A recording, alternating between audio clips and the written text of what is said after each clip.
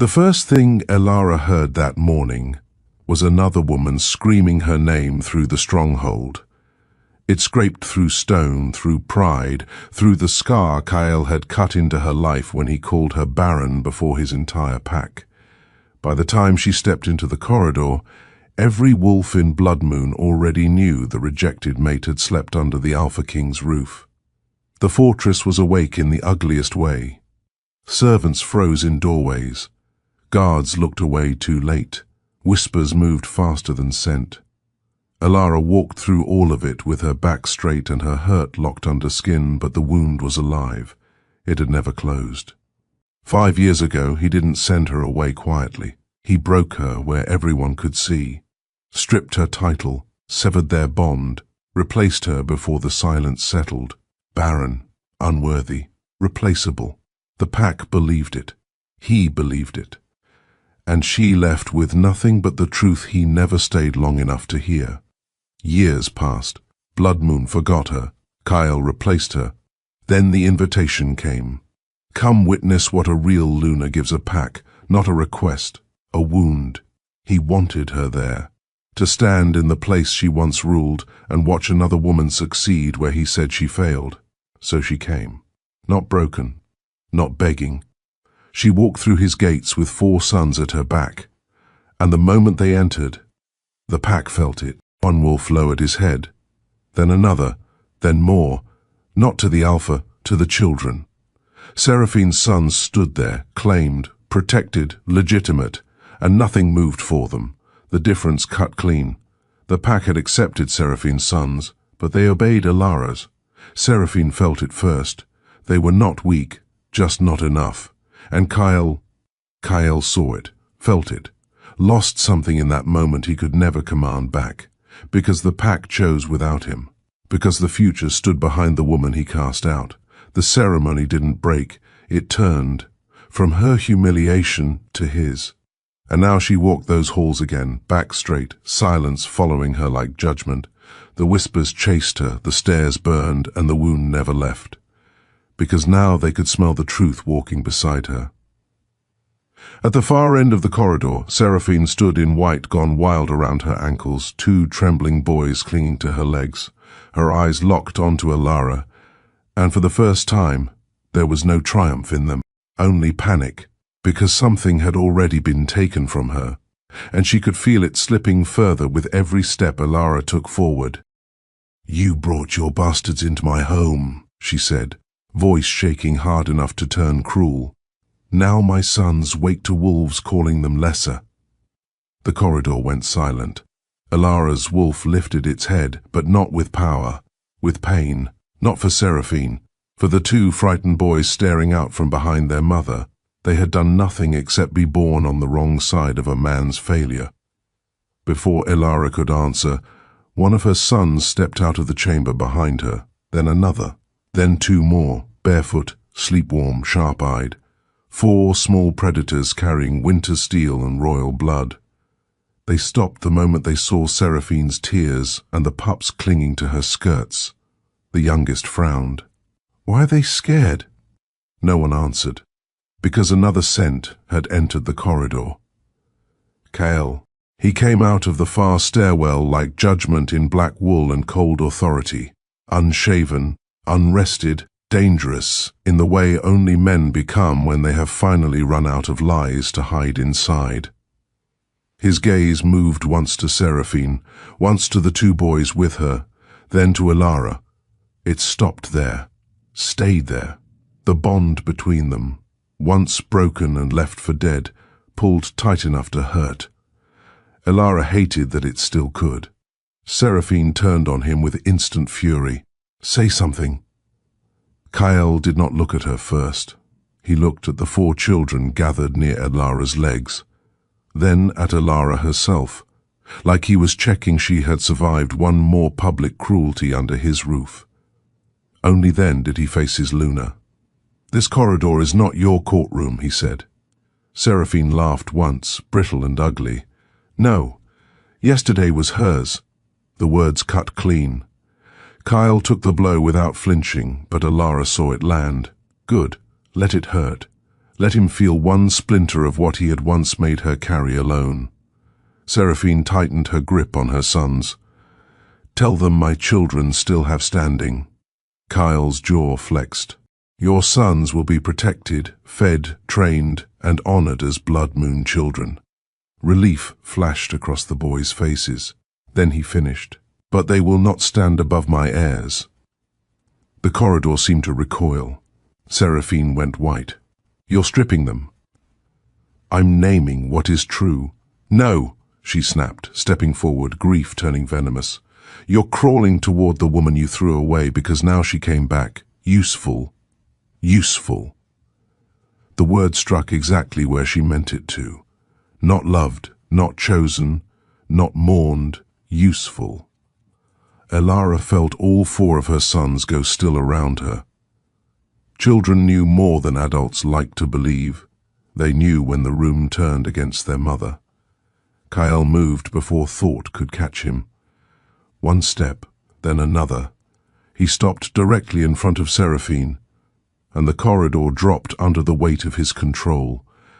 "Do not speak to her like that again." Seraphine stared up at him. "Or what?" His answer came low enough to feel rather than hear. "Or I forget what mercy I owe the mother of two innocent boys." The corridor froze. There it was at last. Not an apology. Something harsher, more dangerous. Kyle was not trying to soothe the damage. He was drawing blood around it. Seraphine saw it too. Saw that the man in front of her was no longer protecting peace. He was choosing a side. Publicly. Irrevocably. "And what do you owe the woman you rejected?" she asked. Nobody breathed. Kyle's gaze shifted over her shoulder and found Elara again. When he spoke, his voice changed. Less alpha, more wound. Everything. The word hit Elara harder than it should have. Because he said it in front of witnesses. Because he said it too late. Because some broken part of her still wanted to hear it, and she despised herself for that weakness. She looked at him, held his gaze, and knew one thing with perfect certainty. If he wanted anything from her now, he would have to bleed for it where everyone could see. Chapter 1. The Price of Returning. Kyle's word hung in the corridor like a blade left in flesh. Everything. Seraphine made a broken sound in her throat. Her sons clung tighter to her skirts. Kyle saw them, and something colder than anger moved through his face. He crouched until he was level with the boys and said, "For the first time all morning with any gentleness, this is not your punishment. You did nothing wrong." The older one blinked hard. "Are we being sent away?" "No. Will everyone hate us?" Kyle held the child's gaze. "No one under my roof will touch your honor." Elara felt that one in her bones. Not because it fixed anything, because it was the first wise thing he had done. Seraphine understood it too. He had protected the innocent, but not her place, not her pride, not her future. Her humiliation turned public all over again.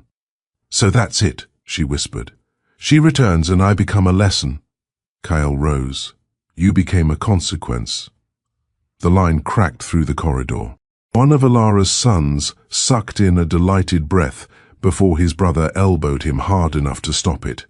Several guards lowered their heads to hide the shock on their faces. Seraphine stared as if she had been slapped. She had expected softness, a private arrangement, some scrap of dignity. Instead, Kyle had done the one thing she had not prepared for. He had chosen truth over comfort.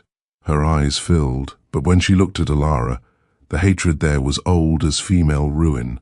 "Enjoy it," she said softly. "You think this is winning? Men like him only love what they nearly lose." Elara met her stare. Then he should suffer the fear of losing it. The words landed like judgment. Kyle went still. Seraphine did too. It was the cruelest thing Elara had said since returning, and that was why it felt honest. Love had never been the deepest wound between her and Kyle. Value was. He had not only rejected her body, he had reduced her worth in front of a kingdom.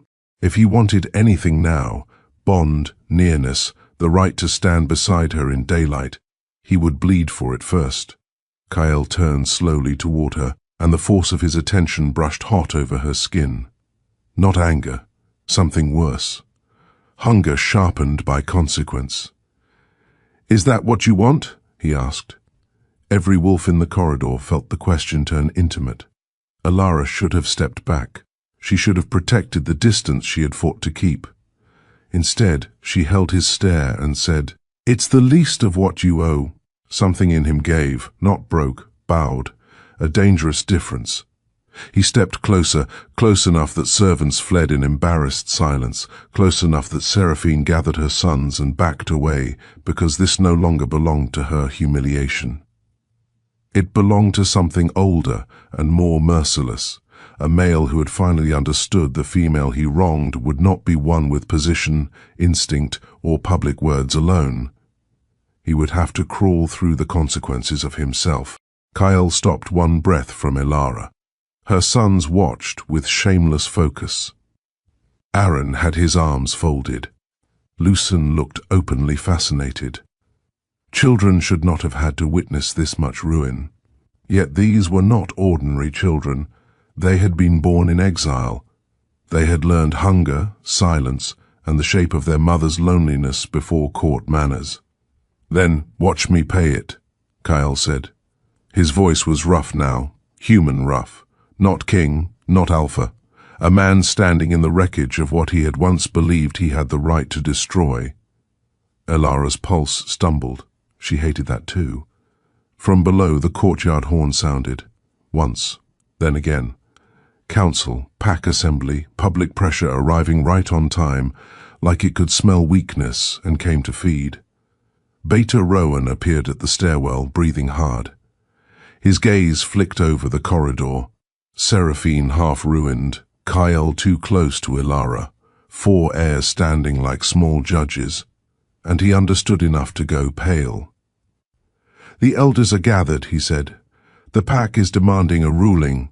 They want to know who stands where. They want to know what becomes of the former Luna. And they want to know if the Alpha means to keep the rejected mate under his roof. Rejected mate, even now. Even after the scent of 4 sons had run through the whole fortress. Alara felt the old humiliation slide under her skin like a knife returning to a familiar place. Kyle heard it too. She saw the exact moment it entered him and turned to rage. He did not shout. Men like him were most dangerous when they got quiet. "Good," he said. Rowan blinked. "Good?" Kyle's eyes never left Alara's face. "Gather every elder, every warrior, every witness who stood in that courtyard 5 years ago." The bond between them throbbed once, hard, warning. Alara's breath went shallow. "Kyle!" His gaze dropped to her mouth for one brutal second before rising again. "You said fear is the least of what I owe." The words wrapped around her like pursuit. Then he looked at her sons, at the 4 boys who had come home through the same gates their mother had once been dragged beyond in disgrace. "Bring them too," Rowan swallowed. "For what announcement?" Kyle finally turned toward the stairs, and when he spoke, the entire corridor felt history begin to crack. "For the one I should have made before I ever let her bleed alone." He started down toward the waiting pack. Alara did not move. Her sons clustered close around her, warm and fierce and watchful. Below, blood moon was gathering. Above, the last of the morning quiet died. And in the space between one heartbeat and the next, she realized the real danger had finally arrived. Not Seraphine, not the council, not the pack. Kyle, at last, was done pretending he could survive without choosing her in public. Chapter 2. The Reckoning Stone. The first thing Alara saw when she stepped into the courtyard was the stone. The same raised circle where Kyle had once stood before his entire pack and reduced her life to one word. Barren. Her feet stopped for half a breath. That was all the weakness she allowed herself. Blood moon had gathered in full. Warriors packed the lower terrace shoulder to shoulder. Elders stood beneath the carved pillars in heavy winter cloaks. Servants lined the outer walls, pretending they had come to carry water instead of witness history tear open. Every face turned toward her, every sense sharpened. Curiosity, hunger, malice, awe, and underneath all of it, recognition. Her sons felt it too. The 4 boys closed around her without being told, their small bodies warm against the winter air, their instincts already reading the shape of danger. Aaron moved nearest her side. Lucen lifted his chin and stared back at the wolves who stared first. No one lowered their eyes. Not yet. Kyle stood at the center of the circle, alone. No throne, no beta at his shoulder, no ceremonial guards. Just the Alpha King on the same stone where he had once broken her in public, waiting for her in front of all the wolves who remembered.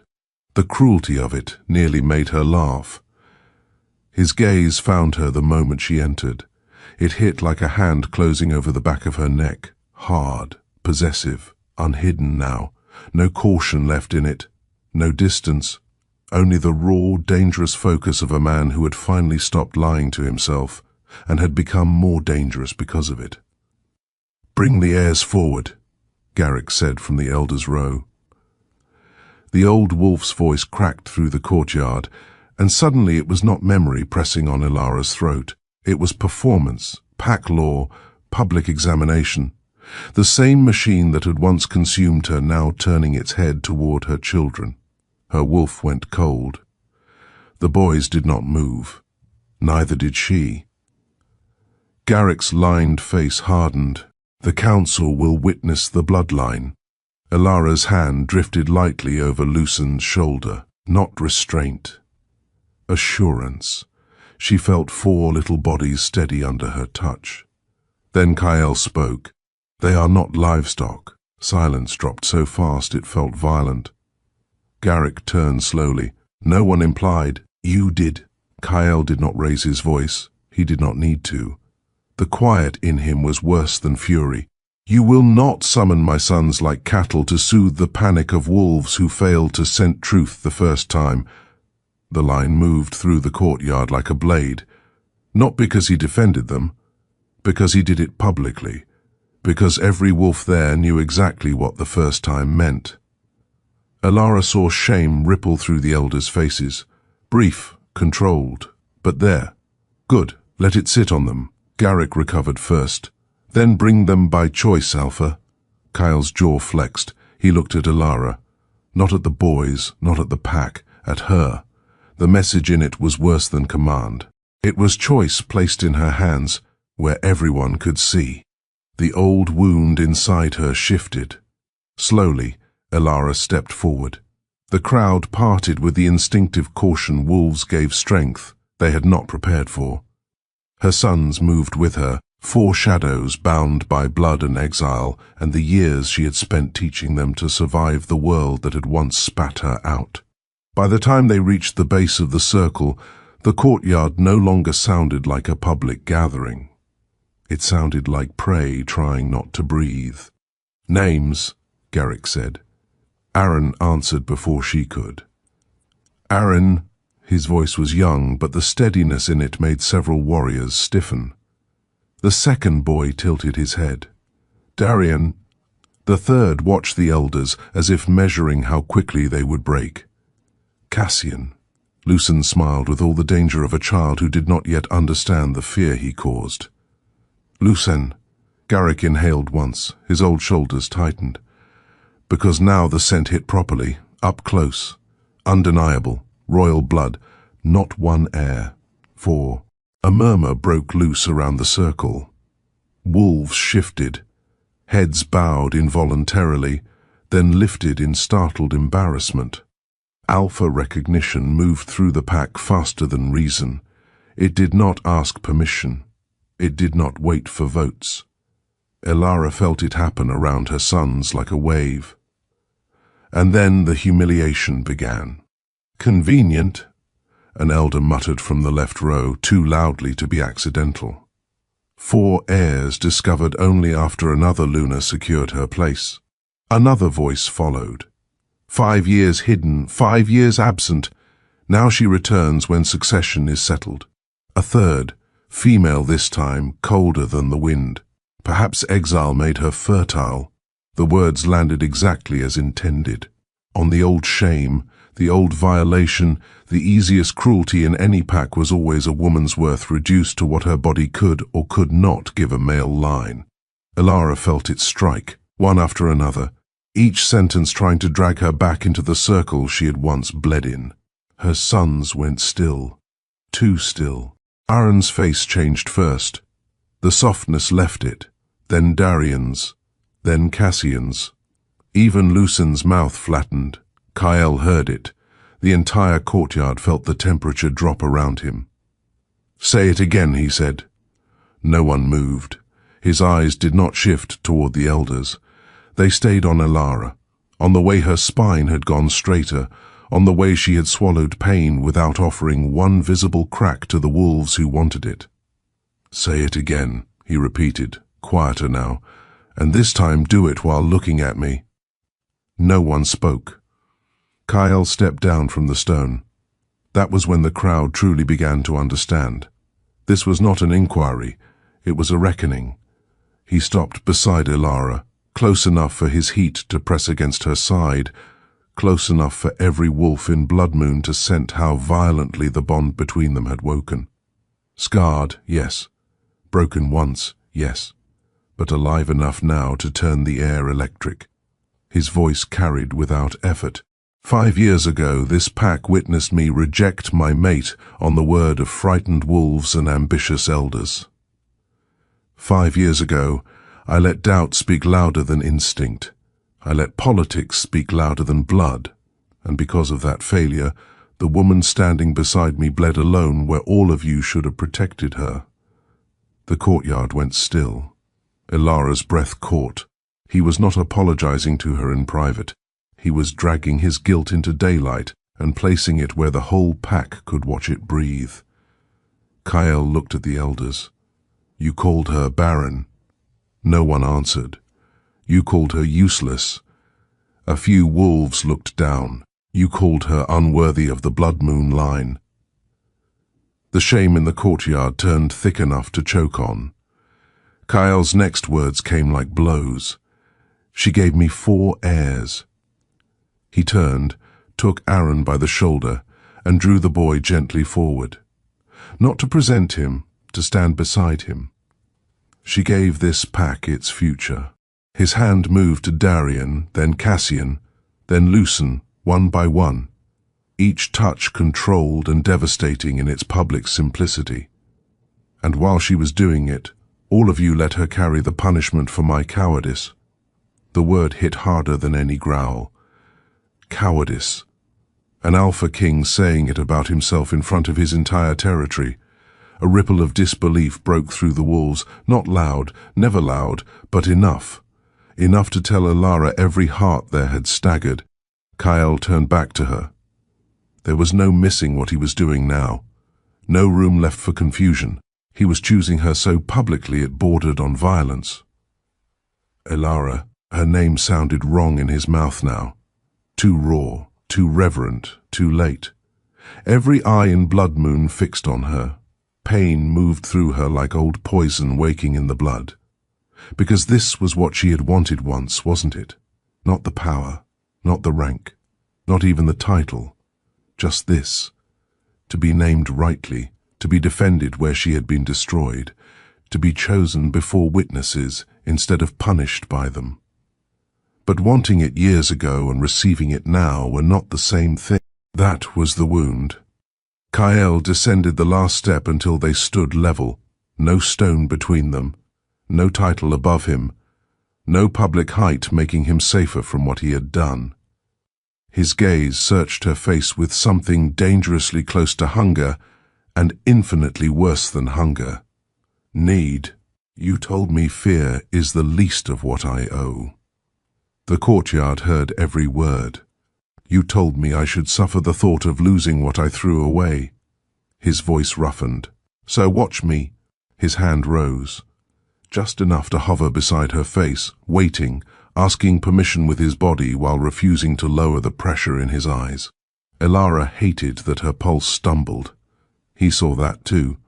"I was wrong," he said. The words were simple. That made them worse. "I was weak where I should have stood between you and every voice that touched your honor. I let the pack strip you in public, and I called it duty. I let them turn your body into a verdict and your silence into guilt. I broke what should have protected you." His hand dropped, not because he wanted to, because this was punishment, and he meant to take it awake. "I do not deserve forgiveness," he said, "but I will not let another wolf speak of you like a thing to be measured and discarded while I still draw breath." The emotional spike hit the courtyard like a storm front.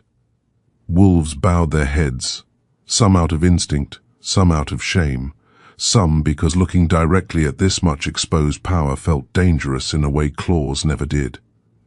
Elara could feel the pack shift. Not toward her sons, toward her. That was the real reversal, the woman they had named Barren, the woman standing unbroken in the center of their regret. And that was exactly when Seraphine chose to destroy herself. She stepped into the circle before any guard could stop her, white robes whipping around her ankles, hair loose, face ravaged by humiliation and sleeplessness. The entire courtyard snapped toward her. "Enough!" Her voice cracked like ice under pressure. "Enough of this spectacle." Kyle turned, his expression going hard so fast it was almost frightening. But Seraphine did not look at him. She looked at Elara. "Of course she did. You stand there and let him say beautiful things in front of a crowd," she said, breathing hard. "Does it heal what he did to you? Does it erase the winters? Does it erase childbirth without him? Does it erase you sleeping alone while he warmed another female's bed?"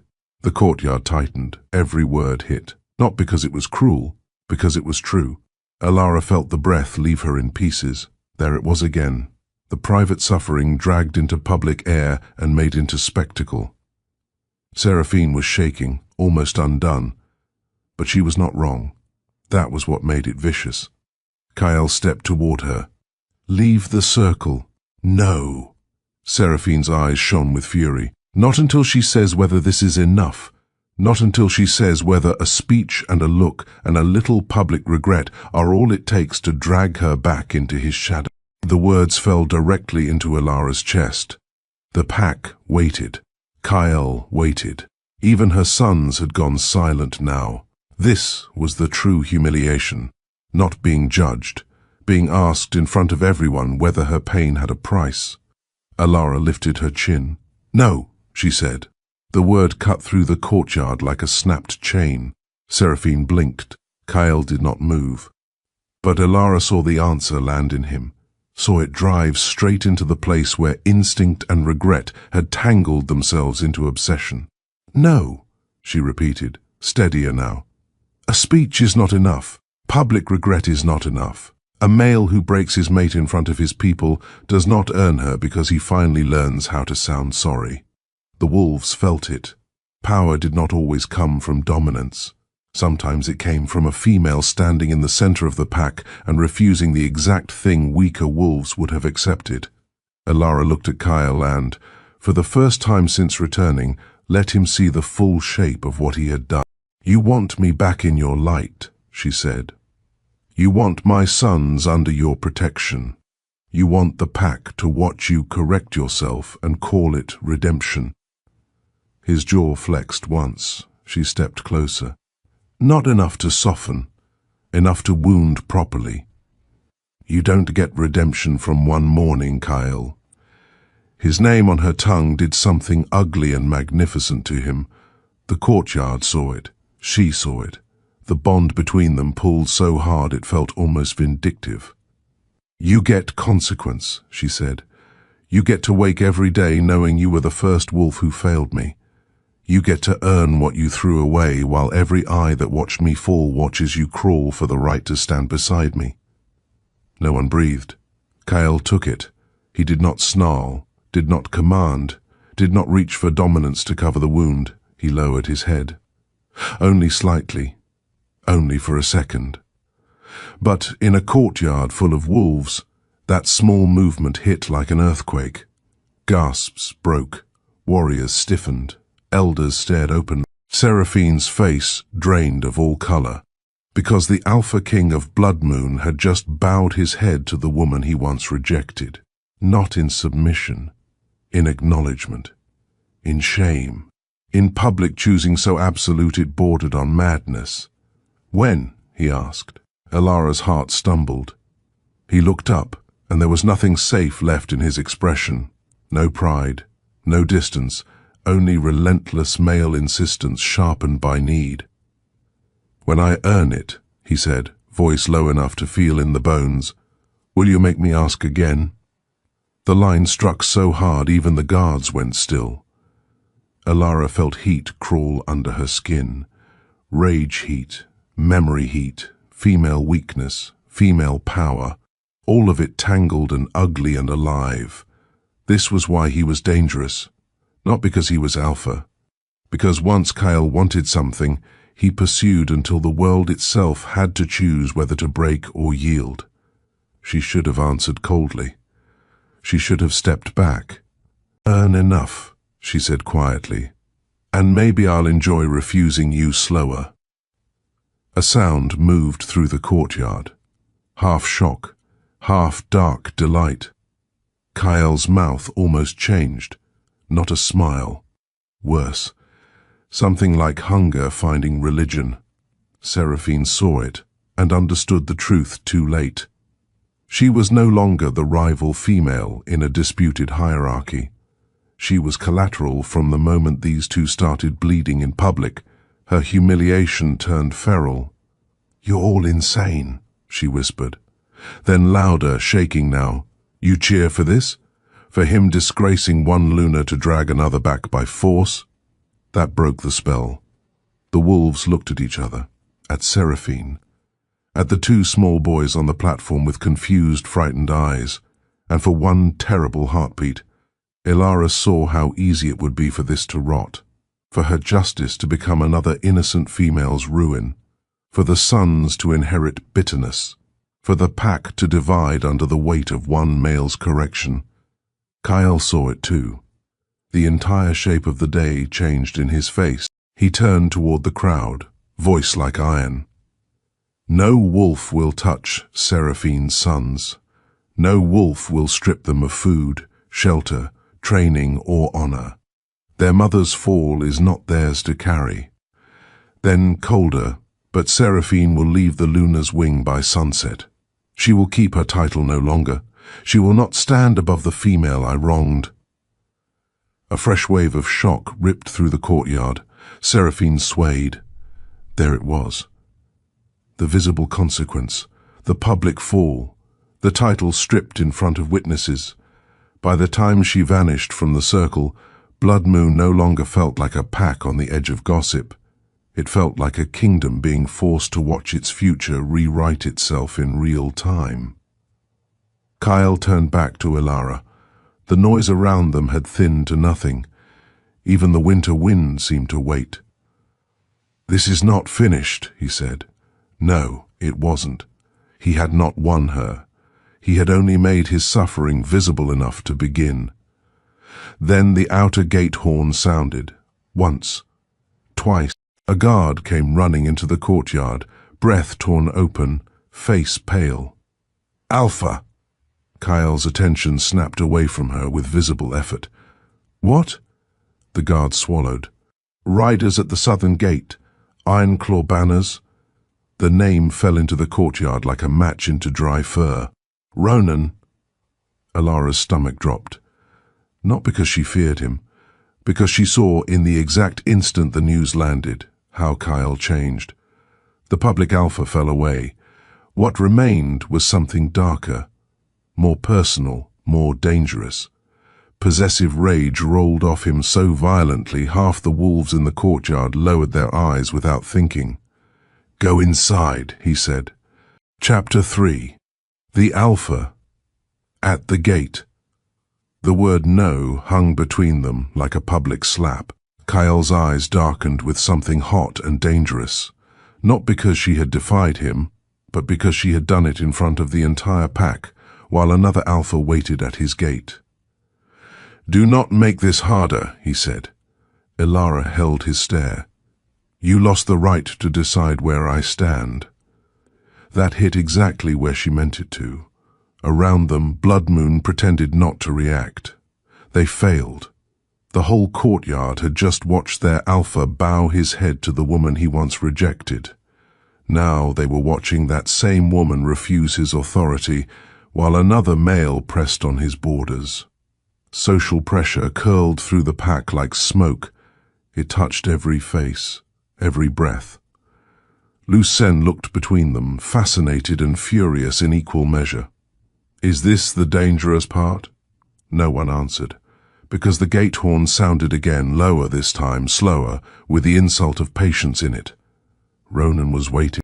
Kyle's gaze never left Elara. He came because he scented weakness. "No," she said softly. "He came because he scented me." The line cut the courtyard clean open. It cut because it was true. It cut because every wolf there heard it. It cut because the shame of it belonged to Kyle more than anyone else. Another Alpha had crossed borders not for territory, not for alliance, not for tribute, but because Blood Moon's rejected female had become valuable enough to provoke pursuit. Possession rolled off Kyle so hard several warriors lowered their eyes. "Elara," he said, voice roughening into warning. She stepped closer instead, close enough to force him to feel the steadiness in her breathing, the refusal in her body, the insult of her calm.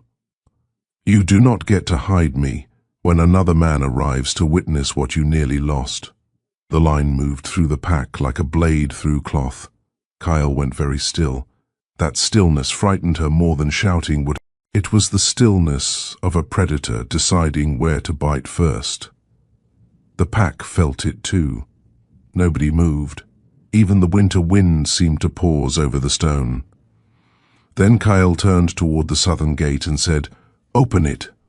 A ripple of alarm broke loose. Rowan stepped forward at once. "Alpha, open it." No raised voice, no repeated title. Just the kind of calm that meant the order would be obeyed or something would die around it. The gates began to move. Iron hinges screamed. Snow-laced wind pushed through the widening crack. 20 mounted wolves waited beyond, iron-grey cloaks shifting against their horses, hard-eyed and silent. They did not enter first. Ronan did. He rode through the gate like a male who had already imagined the shape of this moment and arrived amused to see reality proving him right. Dark coat, broad shoulders, snow dusting his hair. No hurry in him at all. That was the insult. He did not look like an invader. He looked like a man arriving to witness a female being fought over badly. His horse stopped at the edge of the courtyard. His gaze moved once over the wolves, once over Kyle, once over the elders, then found Elara. Stayed there. The look was not gentle. It was worse. Respectful, curious, male. It made Kyle's wolf surge so violently Elara felt the bond react with a hot, ugly pulse. Ronan dismounted slowly. "I was told Blood Moon was gathering for truth. I dislike missing spectacles." Kyle took one step forward. "You brought 20 wolves to my gate." Ronan glanced over his shoulder as if he had forgotten them. "Did you want more?" Several warriors bristled. Kyle did not. His control had gone past anger into something colder. "You should have remained beyond the border. And you should have recognized your mate before another male had to smell her worth from across 3 territories." The line hit harder because Ronan delivered it lazily. No shout, no challenge posture, just a public cut placed exactly where Blood Moon's pride was thinnest. Ronan's eyes shifted to the boys. "And the heirs." He smiled faintly. "They smell even stronger in daylight." Lucien puffed his chest. Aaron elbowed him without looking. Darian studied Ronan like a chess move. Cassian looked between Ronan and Kyle with the unnerving focus of a child learning where danger lived. Ronan's gaze returned to Elara. I hear the pack finally learned your name again. The courtyard tightened. He had done that deliberately. Not rejected mate, not mother of heirs. Her name, her personhood. In front of wolves who had reduced her to function and failure for years. Kyle heard it too. That was why his next words came out stripped down to pure threat. You will address her through me. Ronan laughed once. There. That is the mistake. He looked at Alara, not Kyle. Males keep speaking as if you are territory. Public pressure shifted again. Wolves listened hard. Alara could feel the pack measuring her reaction. Measuring Kyle's. Measuring which version of this day would define the future. Would she hide behind the Alpha King's defense? Would she let one male speak for her against another? Would Kyle permit her to answer at all? The humiliation of that choice touched the old wound. She had spent years surviving because men had made decisions around her body, her bond, her worth. She would not step into that circle again. I am not territory, she said. Ronan inclined his head once, accepting the strike. Kyle did not move, but she felt the tension in him change. Not less, worse, because she had not contradicted Ronan. She had contradicted the whole structure of male claim in front of two alphas and an audience. Good. Let them choke on it. Ronan smiled slightly. No. You're the reason territory becomes stupid. A few startled sounds slipped loose from the younger warriors before they strangled them down. Kyle's expression went black. Why are you here? Alara asked. Every eye in the courtyard snapped to. Ronan answered her directly. To see whether Blood Moon's Alpha intended to correct his failure or bury it under ceremony. Kyle stepped between them. The movement was fast enough to feel instinctive, too fast for politics, too fast for control. He did not touch her, but his body blocked Ronan's line to hers with such naked possession the entire courtyard might as well have watched him bite. I corrected it, Kyle said. Ronan's gaze drifted over his shoulder to Alara. Did you? It was an impossible question, and that was why it wounded so neatly. Because correction was not the same as healing. Because public choosing was not the same as earned trust. Because Kyle could choose her before the pack all day and still not touch the winters he had left her to survive. Alara saw the truth of that question in Kyle's face. He knew it too. Ronan took another step. I heard you speak. Very moving. Shame always sounds noblest when it finally grows fangs. The insult should have gone to Kyle. Instead, it landed on her skin too. Because he was right. Because grand public regret still risked becoming another male performance built on her suffering. Because every wolf in Blood Moon was now watching to see whether she would fold under the weight of being so publicly wanted. Kyle's voice dropped. Take one more step. Ronan stopped, not out of fear, but because he had made his point. I wanted to know whether she stood here by choice. The courtyard held its breath. Kyle's whole body went tight, not because he did not know her answer, because he knew she might give it in a way that destroyed him and he would have to endure it in public. Alara felt that power settle into her hands and hated it. That was the simple, painful truth at the center of all this.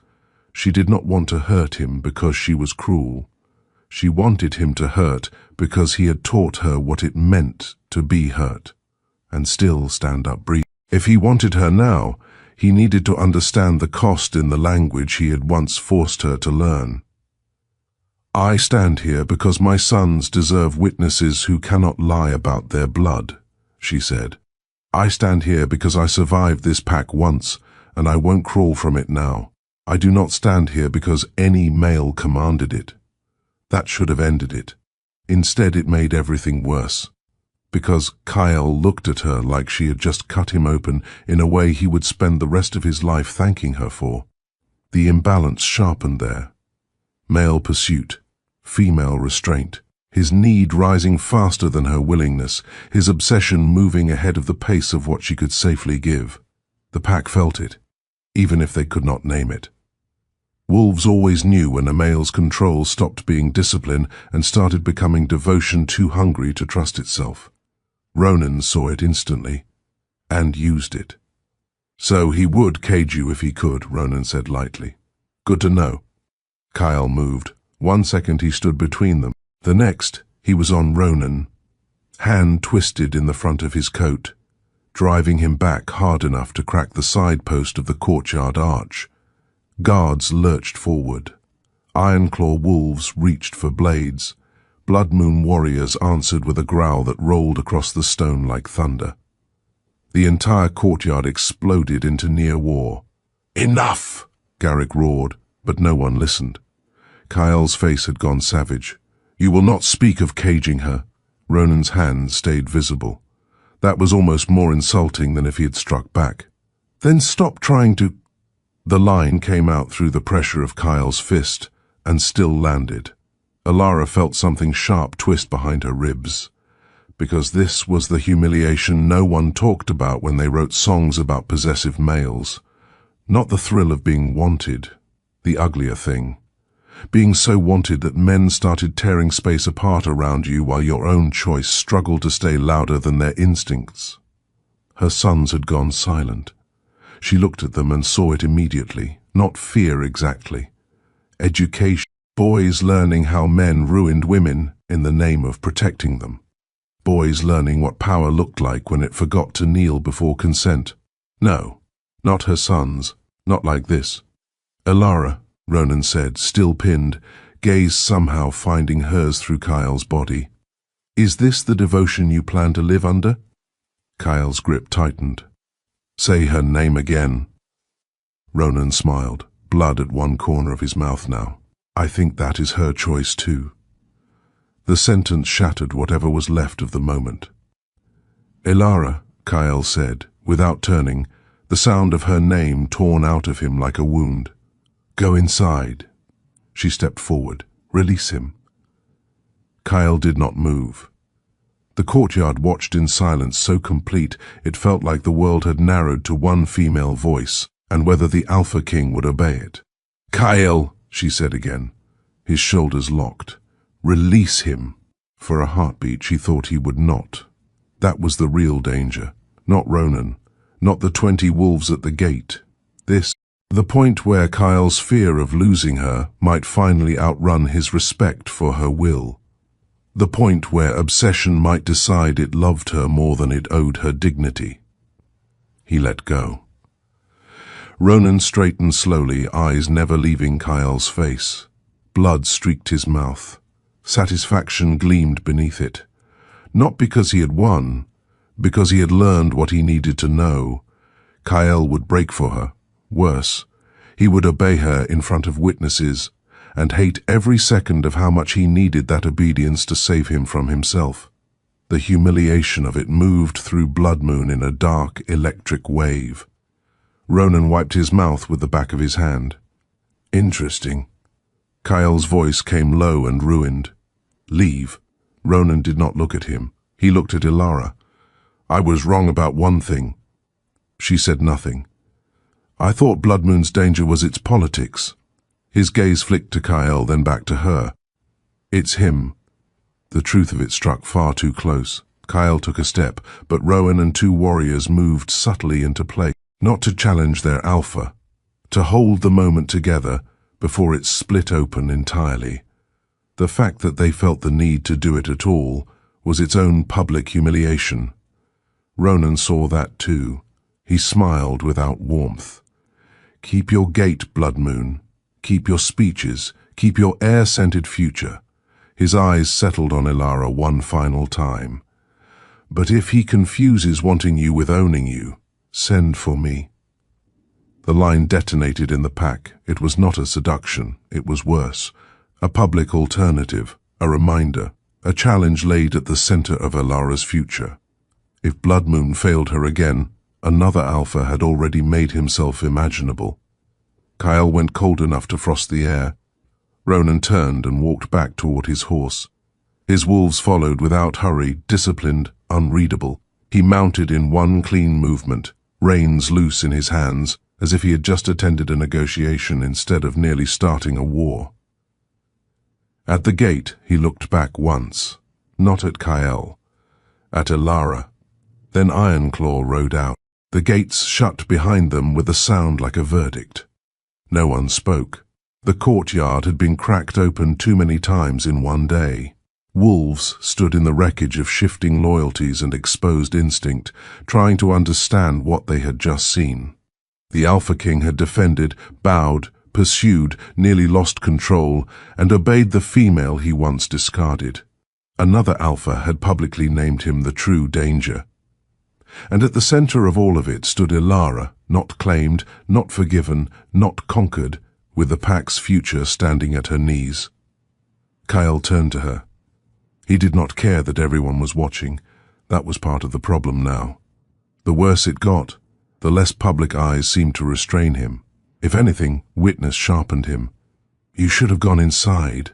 The words were quiet. Worse for being quiet. Alara stared at him. "And let two alphas decide what I am." His nostrils flared. "I did not ask what you are." "No," she said. "You tried to place me." That landed. He stepped close. Rowan looked like he wanted to interfere again, and was smart enough not to. The pack watched with the unbearable fascination wolves reserved for things that were both intimate and dangerous. Kyle stopped in front of her. Too close. Always too close now. He looked at you like opportunity. You looked at me like possession. The answer struck harder than Ronan's insults ever had. Something flashed across his face. Pain first, then anger at the pain, then something darker, more honest. "Because I do not know how to want you safely." There. The rawest truth he had given her yet. It burned, not because it softened her, because it made him more dangerous. A male who knew he was becoming dangerous, and wanted anyway, was infinitely harder to outrun than a fool who mistook instinct for righteousness. Aaron's small voice cut through the silence. "Father," Kyle looked down. Aaron's face was calm in the strange, too-old way that kept disturbing wolves around him. "If you frighten her, she will not stay." The line hit the courtyard even harder because it came from a child. Kyle looked at him for a long second, then at Alara. Something in him recoiled from himself. He went still. Then he stepped back. The distance was tiny. It felt enormous. And from somewhere beyond the western wall, deep under the fortress, a horn sounded again. Only this time it did not come from the gate. It came from inside Blood Moon's own keep. Chapter 4. The Wolves Inside the Walls. The horn came from inside the fortress. That was what turned the courtyard cold.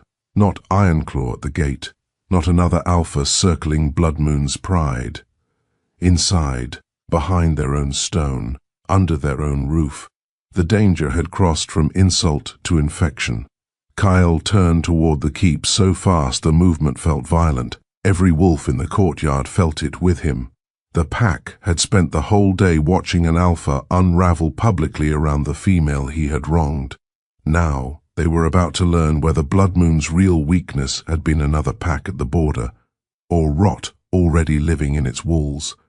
A guard came running from the west stair, face white, chest heaving. "Alpha!" Kyle's voice dropped low enough to freeze the air. "Speak!" The west tower was breached.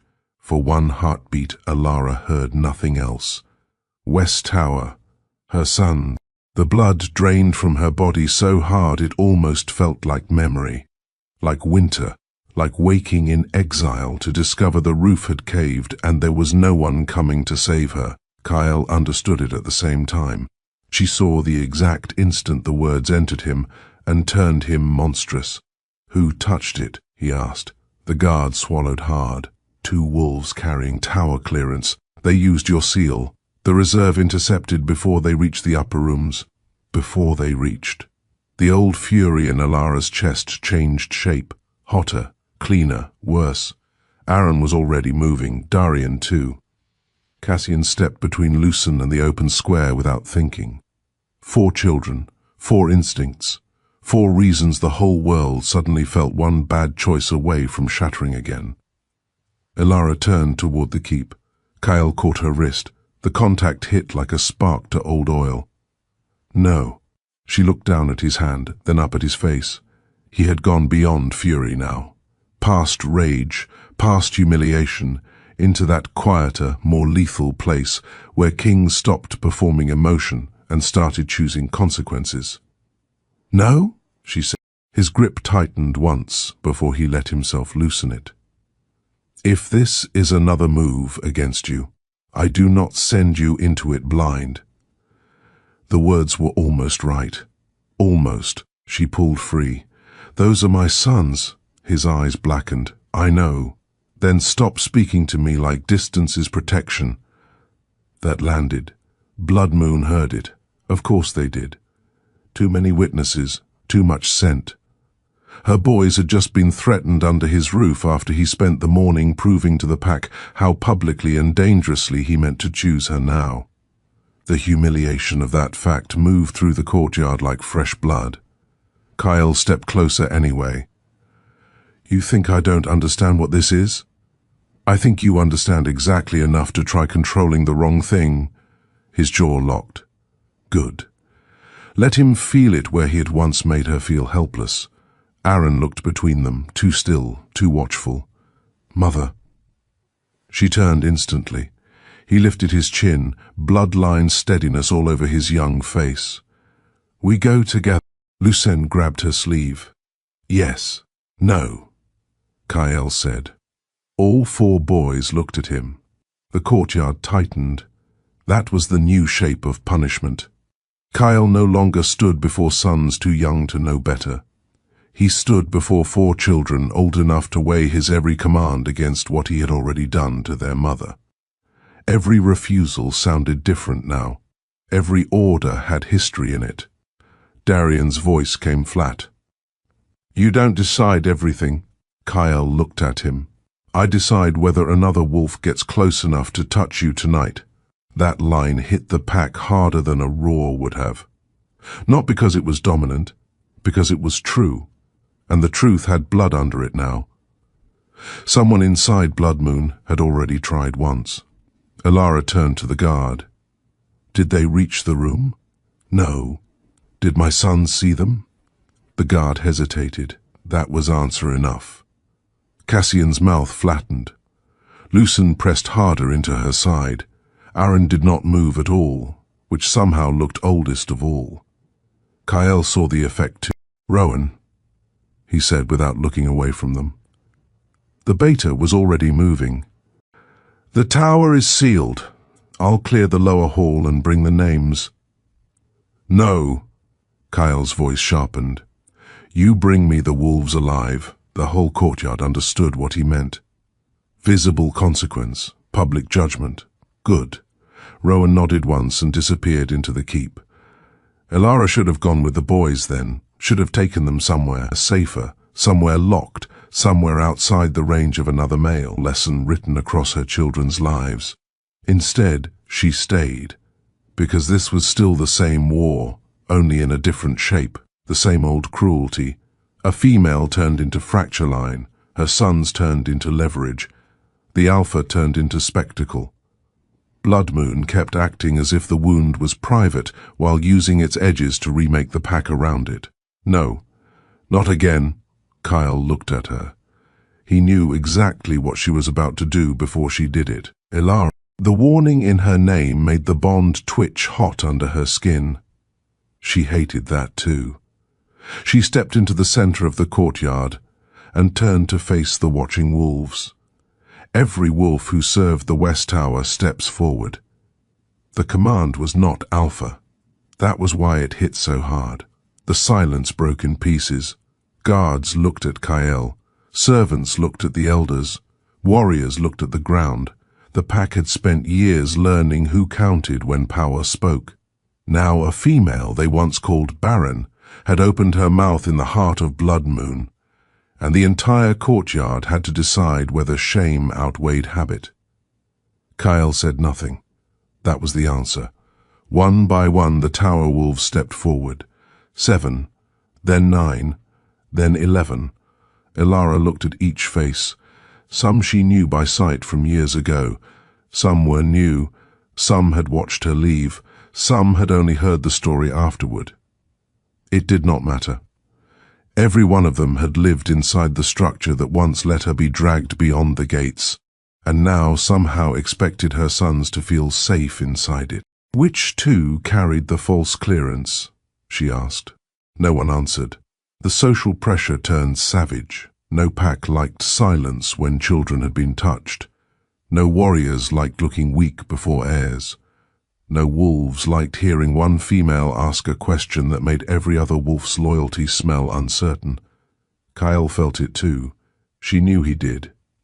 The urge to take over rose off him like heat. He wanted to fix the moment by force, to break it open, to seize control. Instead, he stayed silent. That mattered. Too much. Elara let the quiet stretch until it cut. Then she said, "You all watched me bleed once. You all smell my sons now. Decide what kind of pack you are before I do it for you." That did it. One guard stepped sideways, then another. Not out, away, making room, and there they were, two wolves near the back rank. One older, broad-shouldered, wearing the look of a male who had once trusted his place enough to believe the walls would protect him. The second younger, already sweating, already understanding how fast a pack turned when disgust found a direction. Kyle moved first. Of course he did.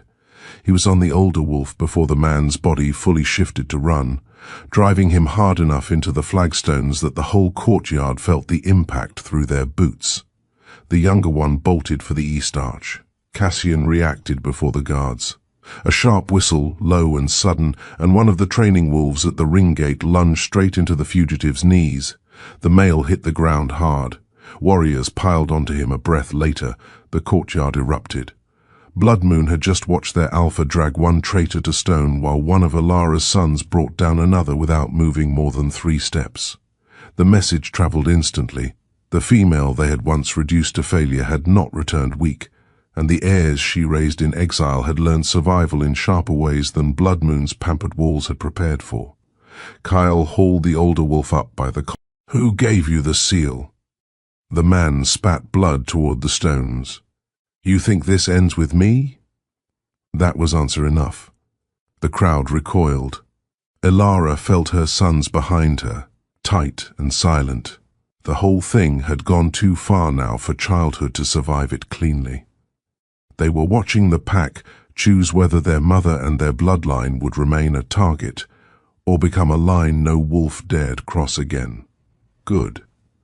Let the pack understand the cost of choosing wrongly. Kyle's voice dropped lower. "You entered my tower." The wolf laughed through blood. "Your tower? The one you nearly turned into a nursery for the female who broke your head?" There it was. Public humiliation, carved right down to the nerve. Not just about Elara. About what she had done to Kyle's rule by mattering too much inside it. Half the courtyard went dead still.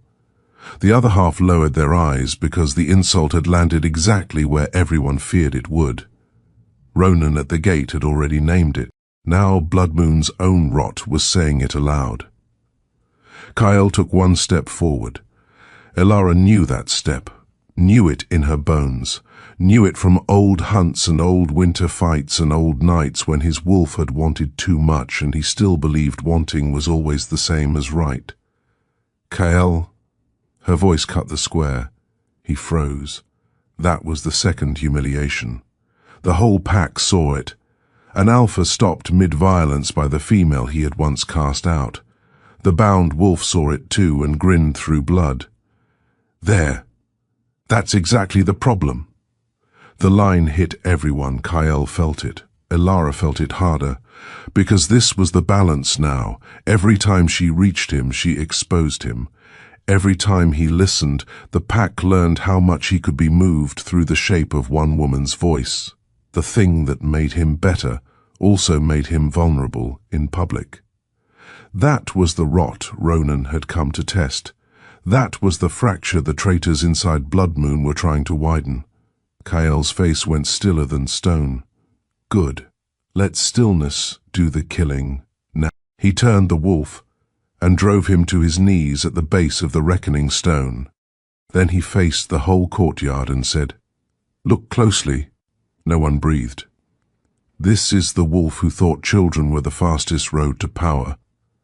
His voice carried over every head, every torch, every ounce of shame. "This is the wolf who thought my sons were softer targets than their father." This is what happens when pack law rots enough to confuse a female's return with permission to strike at her through her children. The words moved like iron through the crowd. Kyle looked at the second traitor being held face down by 3 warriors. "Bring him here." They dragged the younger male across the square and forced him down beside the first. 2 wolves kneeling, 2 failed attempts, 2 visible consequences. Good. Ilara saw the pack shift around the image. This was no longer rumor, or dissent, or political whispering behind chamber doors. It had bodies now. Names. Knees in the dirt. Blood on stone. Every wolf present would remember exactly what Blood Moon had almost become tonight. Kyle descended 1 step from the stone and looked at the older traitor. "Names." The man spat again.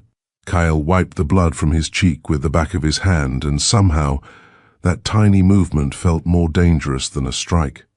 "If I pull them out of you 1 house at a time, the whole pack watches. If you give them now, your death stays quick." The younger wolf broke first. It was the Lower East Council wives, he gasped, and House Merrow, and 2 of Seraphine's old guards.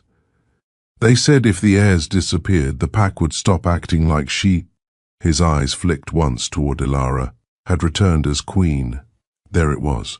Not only fear of Kyle's obsession, fear of her. Fear of what a female who came back with proof did to the old order. The elder women went pale. One of the lower house males actually took a step backward, as if distance could hide his scent now. Ilara felt the old humiliation rise and then twist into something else. Power, perhaps. Not sweet. Not healing. Sharp, earned, ugly. The kind that came only after enough suffering had burned the softness out of wanting to be treated kindly. Kyle heard the confession finish. He looked at the named wolves in the crowd, and one by one their faces changed under his gaze. "Chain them," he said. The command landed with finality. Wolves moved. Shouting broke loose. Protests, excuses, denials. 2 women cried treachery. A lower house elder tried to invoke blood law and nearly lost his footing when 3 warriors closed around him instead of stepping back. The pack split visibly now, not into factions but into exposure. Every hidden resentment, every muttered grievance, every old loyalty to Seraphine or hatred of Ilara had just been dragged into open air. Good. Let them all suffocate on it. Then the older traitor laughed from his knees. Everyone heard it. Kyle turned slowly. "What?" The man's swollen mouth twisted. "You think this saves you?" The courtyard tightened again. "You think exposing names changes what she did to you?" He looked at Ilara openly now, blood on his teeth. "She walked back into your territory and now you can't think without her in it. That's not rule, that's ruin." The words landed because they were meant to. On Kyle, on the pack, on her. Ilara felt all 4 of her sons go still behind her. They were old enough now to understand what was being said, and young enough still to be wounded by hearing it aloud. Their mother as weakness, their existence as destabilization, their father's wanting as political disease. Kyle's face changed. This time he did not move. That was the new thing. That was the earned thing. He did not strike. He looked at Ilara instead. Not because he needed permission to kill, because he knew the whole pack was watching to see whether he had learned how to stand inside humiliation without making her clean it up for him. Ilara held his gaze for 1 hard second, then turned to the kneeling wolf and said, "No." The man blinked. She stepped closer, every eye and Blood Moon on her, every scent sharpened toward the female they had once dragged through shame and now had to watch choose the shape of justice. "No," she said again. "I did not do this to him." The courtyard went dead still. She kept going, her voice quiet enough to force every wolf to lean in. "You did. The council did. This pack did. You built a king who thought choosing a female publicly made him weak. Then you act shocked when choosing her correctly tears your structure open." That hit deeper, because it made Blood Moon responsible, because it told the truth. The kneeling wolf's grin slipped. "Good." Alara looked around the courtyard, at the guards, the elders, the servants, the women, the warriors, the boys standing behind her, the man she had once loved badly enough to survive and now hated honestly enough to make him useful. "Do not speak about me as though I ruined your peace. Your peace was built on wolves like him dragging females into silence where their pain could not embarrass you." No one moved. No one dared. The older traitor looked suddenly smaller. "Good." Kyle took one breath, then another, and in that breathing, Alara heard it. The shift. He was listening, truly listening, not seizing the moment, not grabbing it back, letting her cut through the structure in front of witnesses, and not using his power to stand taller than the truth she spoke. That mattered more than any vow. Then Seraphine's voice broke the edge of the square. "Enough!" All heads turned. She stood near the infirmary steps, one hand gripping the railing hard enough to whiten her knuckles, her two boys under healer blankets behind her. Her face was stripped raw with exhaustion and humiliation, and something worse now, understanding. Everyone smelled it. Shame. Real shame. She looked at the chained wolves, at the kneeling traitors, at Kyle, then finally at Alara. "I know the tunnel marker they used," she said. The whole courtyard tightened. Kyle's eyes sharpened instantly. "What?" Seraphine swallowed once. "When I left the Luna's wing this afternoon, one of my old guards slipped me a warning. He said if I wanted my sons safe from whatever was coming next, I should take the lower ivy stair and use the old kitchens. I thought he was trying to help me." Her voice cracked. "He was guiding me toward them." The realization moved through the courtyard like sickness. She looked at her sons, could barely hold their gaze. "I walked my children into the path they had already prepared." That line hit nearly as hard as the morning had, because it was another female confession, another woman arriving too late at the truth. Blood Moon had asked its women to carry all the visible ruin, and now, one by one, the women were dragging the whole pack through it. "Good." Kyle spoke first. "Where does the tunnel lead?" Seraphine looked at him like she already knew there would be no mercy in his face, and found none. "Below the West Tower." Silence. West Tower again. Her sons. Alara's sons. Blood Moon's fault line. The shape of the night changed. Kyle turned to Rowan at once. "Seal every lower entry. I want the tunnel line mapped before dawn." Rowan nodded and started to move. Then the older traitor laughed again. Too late, too hard, too certain. Kyle's head turned sharply. "What?" The wolf looked up at him through blood and swelling and said, "You're still chasing the wrong attack." The courtyard froze. Every scent sharpened. Every body changed. Alara felt it too, the turn in the air, the sense that what had already happened was still not the whole move. Kyle's voice went low. "Speak clearly." The wolf smiled with split lips. The West Tower was only the fear line. Alara's stomach dropped. Not the real strike, the fear line. Kyle understood at the same instant she did. Then where is the real attack? The wolf's grin widened, and from somewhere below the fortress, deep under Blood Moon's stone, the first explosion hit. Hard enough to shake the reckoning stone under their feet. Chapter 5. The choice he made. The explosion hit low and ugly, deep enough under the fortress, that the stone answered a heartbeat later. The courtyard lurched. Dust burst from the lower vents. Horses screamed. Wolves reached for weapons and children at the same time. The old fear rose instantly, the kind that stripped rank down to instinct and asked every body in Blood Moon what it meant to protect. Kyle did not shout. That was when Elara knew he had finally become most dangerous. He turned toward the keep with black eyes and blood still drying on his hands, and the whole pack felt the shape of his mind lock into place. No chaos, no male panic, no unraveling for another Alpha to study, just war. "Seal the outer gates," he said. "No one leaves, no one enters. Rowan, lower tunnels. Garrick, every elder to the North Hall and under guard until names are finished. Any wolf who resists is chained." The courtyard moved. Fast. Blood Moon's fear had been given direction, and fear always loved direction. Warriors ran for the west stairs. Guards broke formation around the elders. Healers grabbed children. Servants vanished.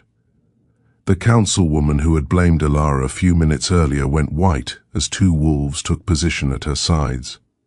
Good. Let terror finally learn where it belonged. Seraphine staggered forward. "There are 6 of them," she said, voice shaking hard. 2 came through Ironclaw. 4 were already waiting below. They said once the lower supports went, the fortress would split and Blood Moon would spend weeks digging through its own dead. Kyle's gaze landed on her. No softness, no cruelty either, just brutal assessment. "Why tell me?" Her mouth twisted. "Because they lied about my sons." Her eyes flicked once toward the boys, and shame hollowed her face from the inside. "And because I finally ran out of ways to hate the wrong woman."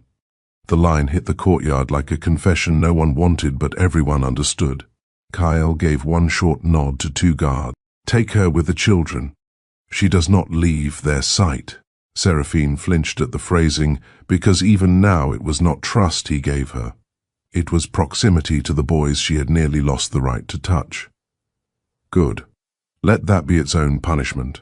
The second tremor hit from below, shorter, closer. Dust rained off the west wall. Lucen made a frightened sound, and Elara turned instinctively, but Aaron already had his brother's hand. Darian and Cassian had flanked the other 2 without being told 4 boys. One line. Too young for this, too used to adapting. Kyle saw it too. For one exposed second his whole face changed. Not Alpha, not King, Father. Then it hardened again. "Elara." Her attention snapped to him. That one word carried too much now. Warning, need, ask, pressure, history. "I'm going below." "No." The answer came from her before he finished. Of course it did. He took one step toward her. "Listen." "No, you listen." She moved too, meeting him in the center of the storming courtyard, while Blood Moon ran around them, and the fortress breathed dust through its wounds. "You do not disappear underground while another pack's poison runs through your halls and ask me to wait above like grief made me patient." His jaw locked. This was public again. Of course it was public. Everything with them was public now. Pack eyes cut toward them even while wolves moved. Too many witnesses. Too much scent. The whole kingdom would remember the shape of this moment, the Alpha preparing to descend into blood under his own fortress while the female he once exiled refused to stand still for another male choice dressed as protection. Kyle lowered his voice, but that only made nearby wolves listen harder. "If the tunnels fall, I need one thing above ground I know is still alive when I come back." The line entered her like a blade. Not because it was romantic, because it was honest enough to be ugly. He was telling her exactly what she had become in him, and it was too much, too fast, too public, too earned by fear, and not enough by trust. That was the whole danger of him now. He kept giving her truths that should have softened a weaker female and only made her angrier because they arrived after too much damage. Elara looked at him and said, "You don't get to build your courage by leaving me with the waiting." He felt it. She saw the memory hit him. The years, the silence, the wilderness, the way he had left her with all the waiting while he went on living.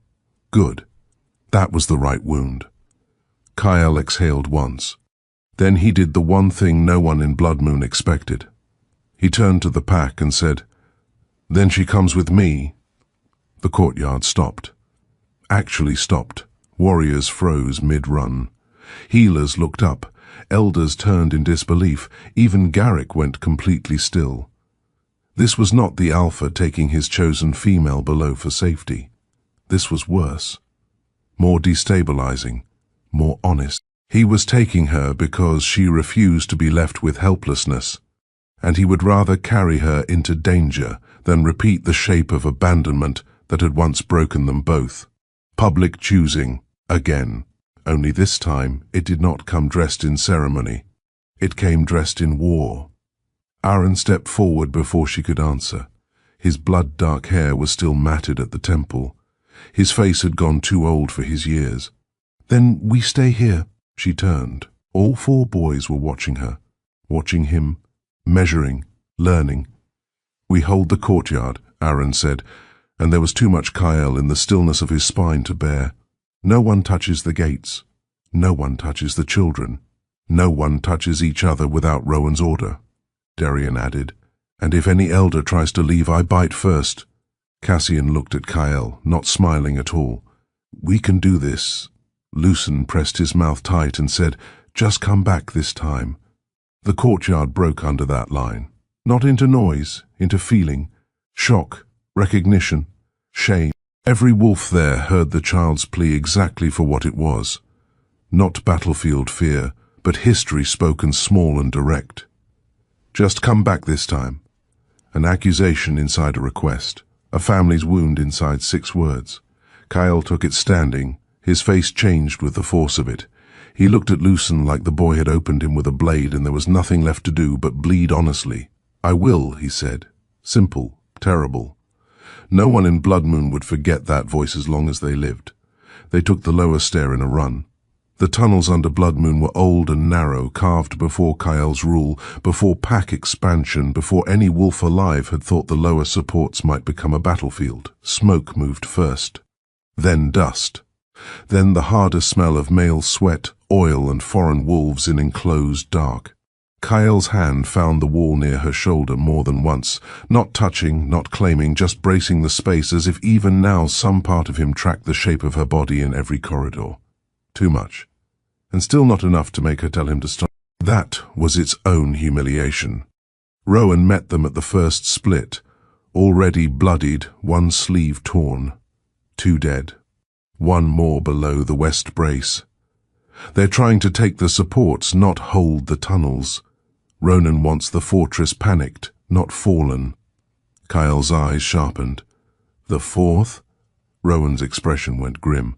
He sealed himself in the old water chamber. "Took one of our engineers." Elara felt the problem immediately. He doesn't need to destroy the keep. He just needs one collapse loud enough to make Blood Moon look breakable. Kyle turned to her. There it was again, that raw, dangerous recognition every time she spoke into strategy like she had always belonged there. "You see the angles faster than half my war council," he said. Then stopped sounding surprised by what exile taught me. The answer hit. "Good." He gave one short nod. "Rowan, take the side cut and clear the brace. I'll go for the water chamber. I'm with you," Elara said. No, it came too fast. They both knew. Kyle shut his eyes once like a male furious with himself for still sounding the same at the first strike of fear. "Try again," she said. He looked at her, dust in his hair, blood on his throat, war in his eyes, and said, with painful care, "If you come with me, stay where I can still reach you before I stop thinking." That was better, still terrifying. She nodded once. That was enough for now. The old water chamber sat beneath the West Tower foundations. Of course it did. Ronan's men had chosen well. If Blood Moon's own wolves had not stopped the first strike upstairs, one loud collapse below would have turned Kyle's public choosing into proof that his obsession had weakened the pack from roof to root. The chamber doors were warped shut. Water seeped black under the frame. "Inside!" someone shouted. Kyle drove his shoulder into the wood once, twice, and then the door gave hard. The room beyond was half flooded and chaos-tight. One Blood Moon engineer knelt bound near the center post. Two bodies floated face down against the far wall. A third wolf stood on the ledge above the release wheel, with a torch in one hand and a blade in the other. Not Ironclaw, Blood Moon. That somehow felt worse. The wolf smiled when he saw Kyle. "There you are," Kyle recognized him instantly. Lower House Captain, one of the males who had bowed in the courtyard while plotting to break the tower under his sons. "You sold your own keep," Kyle said.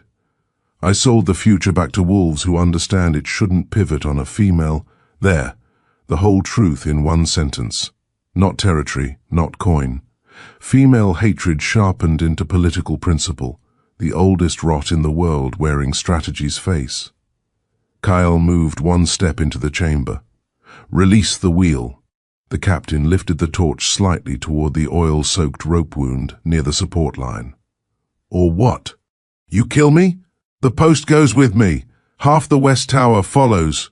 Alara saw the engineer's eyes, saw the panic there, saw the angle of the rope, saw the waterline climbing where the chamber had already begun to breach.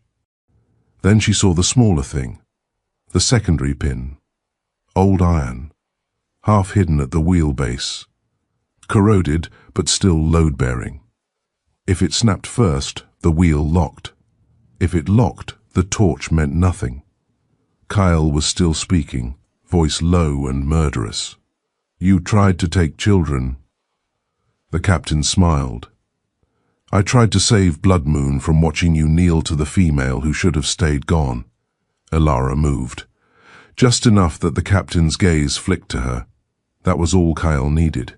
He was on him in the next breath. The torch arced. The blade came down. Water exploded around their legs. The engineer shouted. Kyle took the cut to his shoulder and still drove the captain backward off the ledge into the wall hard enough to crack stone. "Ilara!" Rowan's voice echoed from the hall behind them. Too late. She was already in the water, already at the wheel, already slamming the engineer's dropped hammer against the old iron pin, while the two males tore at each other above her. Once, twice, third strike. The pin screamed and split. The wheel jammed. The oil rope caught flame anyway, but burned useless against locked tension. Kyle saw it.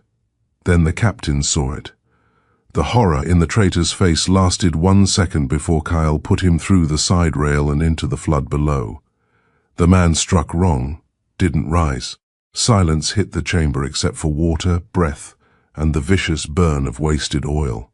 Alara stayed crouched at the wheel 1 beat longer than necessary, because her hands had started shaking and she refused to let the first thing they touched be him.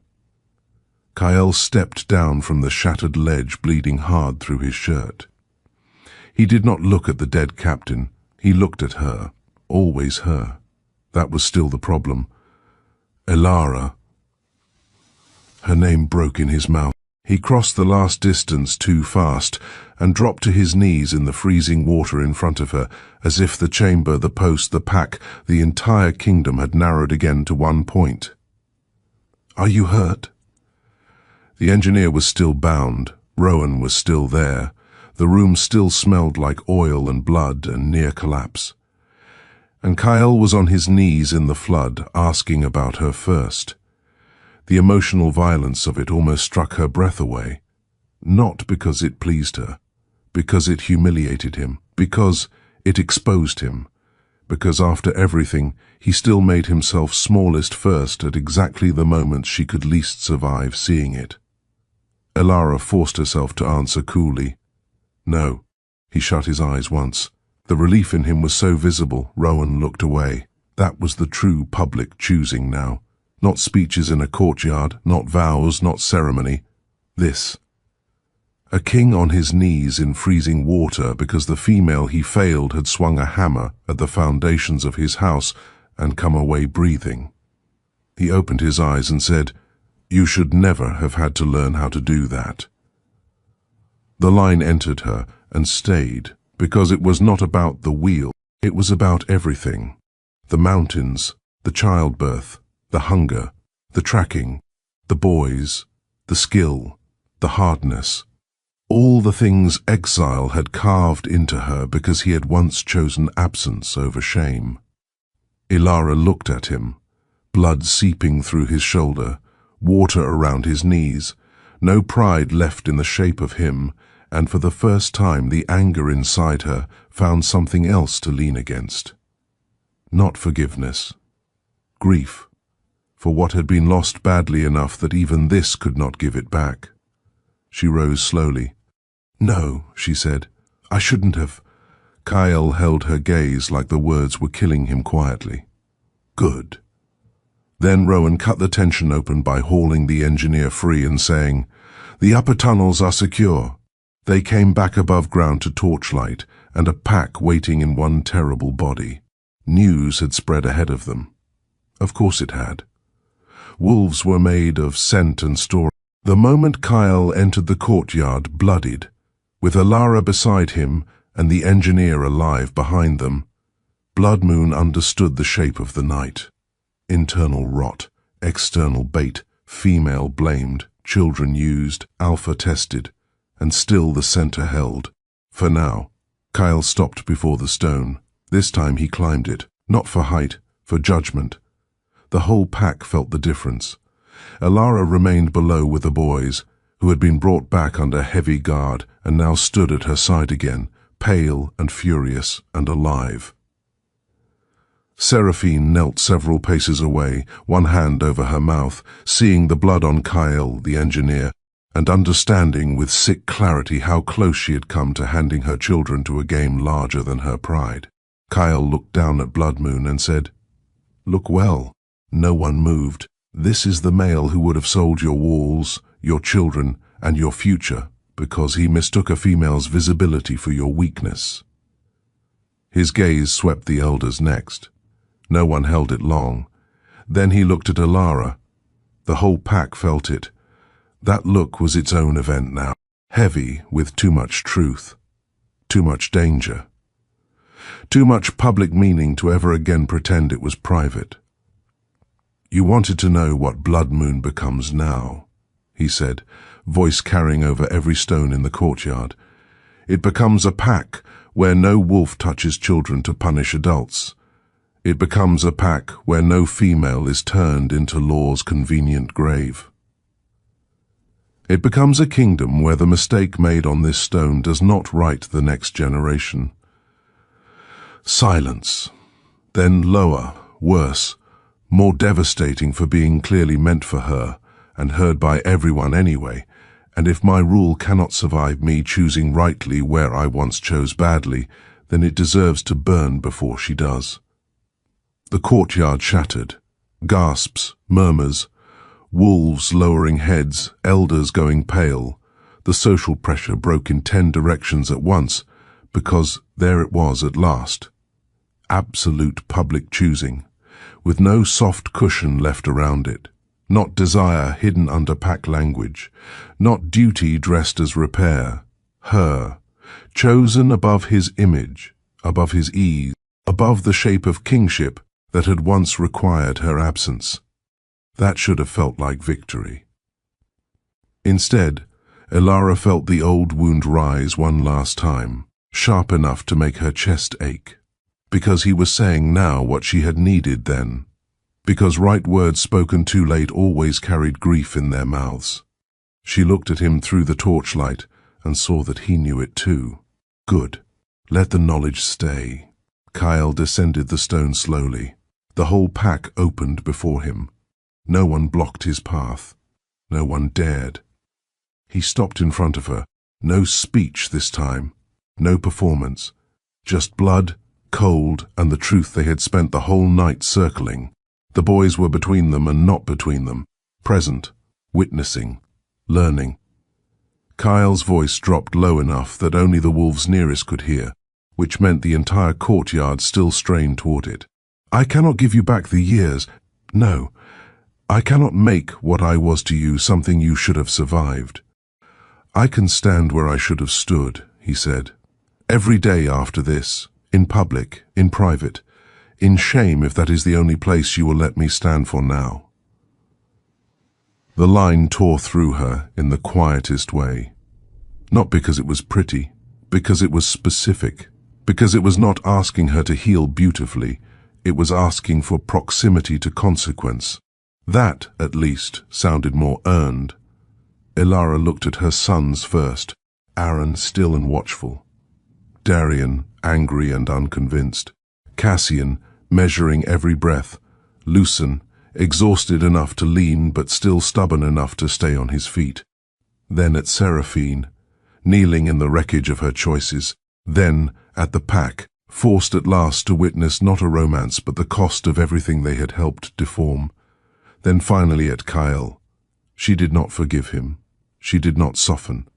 She simply said, "You stand where my sons can see you." The line dropped into the courtyard like a vow. Kyle went still. He understood. Not at her side, not yet, not as mate restored by one night of blood and truth. He would stand where the boys could watch him prove, fail, correct, endure. He would stand under witness. Good.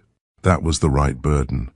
He bowed his head once, not to the pack, to her, and from the open gate a rider tore into the courtyard at full speed, horse lathered, face white, shouting before he even dismounted. "Alpha!" Every head snapped toward him. The lower east watch found iron claw marks beyond the pine line. The whole courtyard changed, because Ronan had not truly left Bloodmoon behind. He had only stepped back far enough to see what they would become next. Chapter 6. The Wolves Who Had to Watch.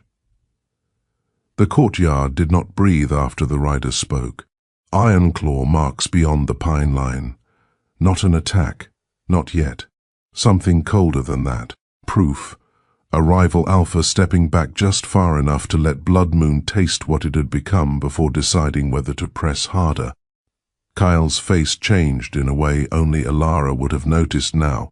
Not rage, not fear. Calculation being strangled by something far more personal. Every threat that came near her body still reached him before it reached reason. Good. Let him keep learning what that cost. "Where?" he asked. The rider swallowed.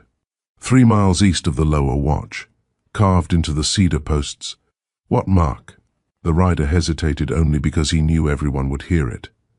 Then he said, "An iron claw crest. Under it, 1 sentence." The whole pack leaned without moving. Kyle's voice dropped. "Speak." The rider looked straight ahead and answered, "Bloodmoon keeps what it does not deserve." Silence hit the stones hard enough to feel. There it was. Not a threat. Not a claim. Worse, a judgment. Ronan had stepped back from the walls only to leave the pack one last humiliation to choke on. That every wolf in the north could now imagine the same thing. Bloodmoon had rejected its strongest female, failed its own heirs, split under the pressure of choosing her back, and still presumed it deserved to keep her. The shame of it moved through the crowd like fresh blood. Elara felt every eye turned toward her. Of course they did. The old pattern never died easily. Male challenge, pack instability, female at the center. The whole kingdom still wanted her body to mean something for everyone else before it meant anything for her. Kyle heard it happen in the silence. He turned to the rider. "Burn the post." The man bowed. "Already done. Then burn the next one if Ironclaw breathes near my trees again." The order went out. Wolves moved. The courtyard began to break apart in shaken currents. Traitors chained, elders escorted, children taken under watch, Seraphine pulled away with her sons and the exhausted ruin of her pride. It should have felt like ending. It didn't. Elara stood where she was with Aaron, Darian, Cassian and Lucen around her and felt how unfinished all of it remained. The pack had watched Kyle choose her, watched him bleed for her, watched him fail, correct, descend into violence, climb back into judgment and place himself under the witness of sons who had every right not to trust him. Bloodmoon had changed in one night. Too much, not enough. Kyle looked at the boys first. That mattered. It was becoming its own punishment, the way he kept forcing himself to look at what he had missed before he looked anywhere else. Aaron met his gaze without lowering his own. Darian stayed angry. Cassian stayed unreadable. Lucien, already fighting sleep where he stood, still watched Kyle with the desperate seriousness of a child trying to decide whether promises belong to men like this. Kyle went to one knee in the courtyard. Not before the pack, before the boys. That hurt Elara more than anything else had, because it was not performance, because it was the kind of humility children always deserved and adults almost never gave them in time. "I failed this house," he said. "No speech, no alpha cadence, just truth. I failed your mother first. Then I failed all of you by leaving her to carry what should have been mine to carry beside her. I can't change that." Aaron's face did not soften. Good. Kyle deserved no easy absolution. "But I will not fail where you can see me and call it enough anymore." The line landed in the deepest place. Darian's throat moved once. Cassian's gaze sharpened. Lucien looked down at his own boots, like the words were too much to take directly. Aaron said nothing at all. Then, after a long silence, he gave one short nod. It was small, it was brutal. It was more than Kyle had any right to expect. Kyle rose slowly. When he turned to Elara, the whole pack might as well have vanished. There was too much in his face now for public space to matter. Shame, need, control held by the throat. The first dangerous edge of hope, and the terror of knowing he did not deserve even that. Elara. Her name in his mouth had become a thing with claws. She was tired of feeling it. He stopped a pace away. Good. He was learning. "The lower houses are contained," he said quietly. "The tower is resealed." Seraphine asked to remain under watch with her sons until judgment. "Ronan's mark is ash." Elara nodded once. That should have been enough. It wasn't. Kyle's jaw tightened as if he were fighting the next words in real time and hated himself for needing them. "I'll stand where you told me." The line entered her softly and did the damage anyway. Because he meant it. Because he would do it. Because some part of her, the part she most distrusted, found that more dangerous than speeches or claims or public declaration, consistency had always been the one thing grief could not defend against forever. She looked at the courtyard around them. At the blood-dark stone, at the chained wolves, at the pack who had finally been forced to smell their own rot, at her sons exhausted and alive, standing close enough to touch. Then back at the male who had once let her go and now looked like leaving had become the one thing he could no longer survive doing again. "You stand where they can see you," she said, "not where the pack can praise you for trying." His face changed. Good. Let him feel the difference. He bowed his head once, not deeply, not beautifully, just enough to show he understood. Elara turned away first and led the boys toward the west hall. She could feel Kyle behind them, not following too close, not reaching, not claiming the space her body moved through. Another small thing. Another thing that should not have mattered as much as it did. At the infirmary door, Lucien slowed and looked back over his shoulder. "Are you coming tomorrow?" Kyle answered at once. "Yes." Lucien studied him a second longer, then nodded and went inside. The door shut. Stone, silence, breath. When Elara turned, Kyle was still there in the corridor lamp glow, shoulder bandaged, blood cleaned away, exhaustion dragged hard across his face. For a moment it was just them again. No pack, no sons, no witnesses except the long history breathing between their bodies. She should have gone in. Instead she asked, "And if Ironclaw comes back?" His gaze locked onto hers with that same unbearable honesty that had become more dangerous than lies. Then Blood Moon answers, "That sounds like an alpha." It is. She waited. His throat moved once. And if he comes back for you, Kyle said, voice lower now, rougher, too close to the center of him. That sounds like something else. There it was again, the split, king and male, rule and obsession, duty and the thing in him that still turned feral too fast when another wolf put her body inside a sentence. Ilara held his gaze. That's what still makes you dangerous. He nodded once. I know. It should have eased something in her. Instead it made everything ache harder, because the wound between them had finally become simple enough to name. He had loved her badly once. Now he was trying to love her correctly, while fighting the fact that too much fear still made him want in the old destructive ways. And she was still hurt enough to need the proof before she could trust the trying. One clear, painful conflict. Too much history inside it. Not enough time. Ilara, he said again. This time her name sounded less like warning and more like need stripped of ornament. She hated that she answered. What? His eyes dropped once, brutally fast to her mouth before rising again. If I come back every time, do not make the mistake of thinking that means I'm patient. The line struck low and hot. Pressure. Intrusive. Undeniable. Pure Kyle. He had not touched her. He had not asked. He had still made the corridor feel smaller. Good. Let him stay dangerous. Just let him stay honest about where the danger lived. Ilara opened the infirmary door halfway, enough to put wood and distance back between them. Then learn. His mouth hardened. Something dark and almost reverent moved behind his eyes. I am... She started to shut the door. Then Kyle gave her one final truth for the night. When I do, he said, and the quiet in his voice was worse than any vow, I won't ask the pack to witness me choose you again. I'll ask whether you can survive being wanted by me without the whole kingdom standing between us. The words hit like a fracture under stone. The door closed between them. Inside, her sons were already half asleep in a tangle of blankets and borrowed warmth. Outside, the male she had once loved badly and now trusted not at all enough still stood in the corridor breathing like restraint was a wound.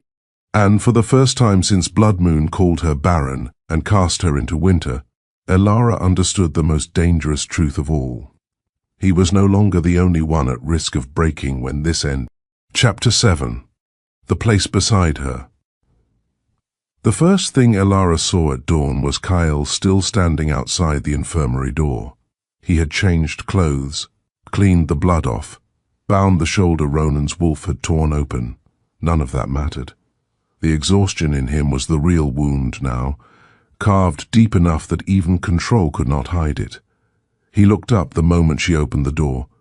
Of course he did. He looked past her first, though, at the 4 boys sleeping in a tangle of blankets and hard-earned safety. Aaron near the wall, Darian half-curled toward Cassian. Lucen sprawled across both of them like he had decided brotherhood meant ownership and never planned to apologize for it. Only after Kyle had counted all 4 bodies with his eyes did his attention return to her. That mattered. Too much. The lower houses are contained, he said quietly. The council chamber is sealed until Garrick finishes the names. Seraphine remains with her sons under watch. Ilara nodded once. Cold morning light spilled through the narrow hall windows. The fortress had the strange stillness of a place forced to survive the night and not yet certain what surviving would cost in daylight. Kyle did not step closer. Good. He was learning. But she could still feel the pressure of him anyway. The awareness, the constant male vigilance that had stopped performing itself publicly and become something worse in private. Quieter, more focused, more honest. His wanting did not announce itself now. It held still and changed the air. Ilara. Her name in his mouth was less weapon this morning. More bruise. Yes? His throat moved once. I know better than to ask for what I haven't earned. That made her still, because it was the right opening. Because once, long ago, he would have begun with authority, then regret, then expectation. This male had finally reached the point where he understood that wanting her did not make him owed anything except the chance to prove he had learned the difference. Still, she said nothing. Let him bleed for the next words, too. Kyle held her gaze and kept going. But I need you to know something before the pack says it for me. A warning moved through her body, not fear, something worse. Hope's thinner, more vicious cousin, the one she had spent years killing because it made women stupid. His voice dropped. I loved you badly once. There it was. Not I loved you and lost you. Not I still love you. The truth cut correctly because it named the shape of the damage instead of wrapping it in romance. Elara's chest tightened anyway. I know, she said. Kyle took that without flinching. I do not want to do it badly again. The line should not have struck as hard as it did. She hated that it did, because it was not a vow of forever, not a speech, not a public choosing made for witnesses. It was smaller, harder, a male naming the exact place where he had failed and asking, without asking, whether failure itself could be relearned. Below them in the courtyard, training bells sounded once, then twice. Morning had started. Blood moon was moving again. Life always moved too quickly after ruin. Elara stepped into the hall and pulled the infirmary door half closed behind her so the boys would not wake to this too. They had watched enough, carried enough, learned too much in one night. Kyle saw the motion and went even stiller. Good.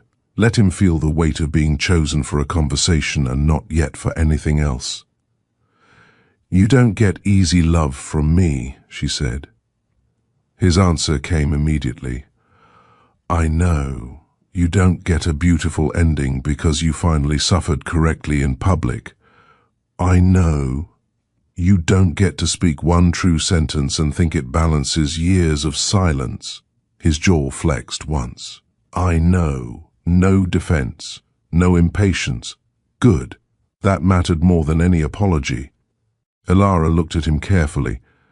At the male she had once loved with the blind hunger of a bonded young Luna. At the king who had broken her before his pack and then spent years proving absence could be just as cruel as rejection. At the father who now stood outside his son's door at dawn because she had told him where to stand. At the male who had become more dangerous through loving her and more disciplined through fearing what that danger might do if he stopped naming it honestly. That mattered too. I won't carry your redemption, she said quietly. I carried enough alone. Kyle's face changed. Not with pain exactly, with acceptance of the pain. You won't. The answer struck her harder than if he had asked for mercy, because once, years ago, he would have made her his proof, his restoration, his clean ending. This male was finally offering to carry his own shame without making her body the place where it got washed clean. The wound inside her shifted. Not healed, never that fast, but it moved. Kyle drew one slow breath. Then tell me where I stand. The line nearly undid her. Because this was the center of it all, wasn't it? The whole story reduced to one simple, painful question. Not whether he wanted her. Not whether she still hurt. Not whether the pack would accept what they had become to each other under witness and blood and consequence. Where does the male who failed you stand if you do not throw him away and do not take him back? That was the wound. That was the whole brutal center. Elara looked back through the narrow gap in the infirmary door, at her sons, their sleep, their future. The years she had built without Blood Moon, the female she had become because no one came after her. Then she looked at Kyle again. Beside me, she said, his face emptied. For one beat she thought he had not understood. Then the impact reached him, not in some soft, grateful way that would have made the moment easier. Worse. It hit him with the force of something he had wanted too much and did not trust himself to touch. His whole body went rigid with restraint. Elara kept going before the silence could romanticize itself. Not ahead of me, not dragging me, not hiding me, not speaking for me when another wolf should hear my voice. Her eyes held his, beside me, where my sons can see whether you mean every step. The line entered him like fire given purpose. He bowed his head once, not deeply, not beautifully, just enough to show he understood the terms and the cost.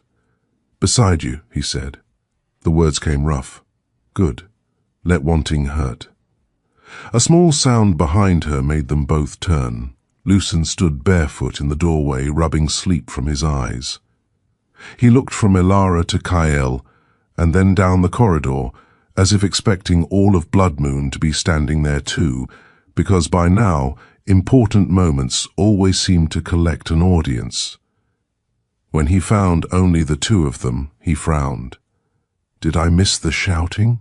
Against all reason, the corner of Elara's mouth almost moved. Kael's didn't, but something in his face eased enough that the morning looked less hostile on him. No, Elara said. Go back inside. Lucen did not move. Are you still angry at him?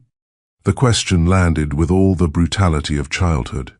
Clean, public, impossible to dodge without sounding false.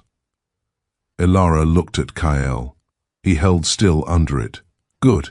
Yes, she said. Lucen accepted that immediately and looked at Kael. Are you still sorry?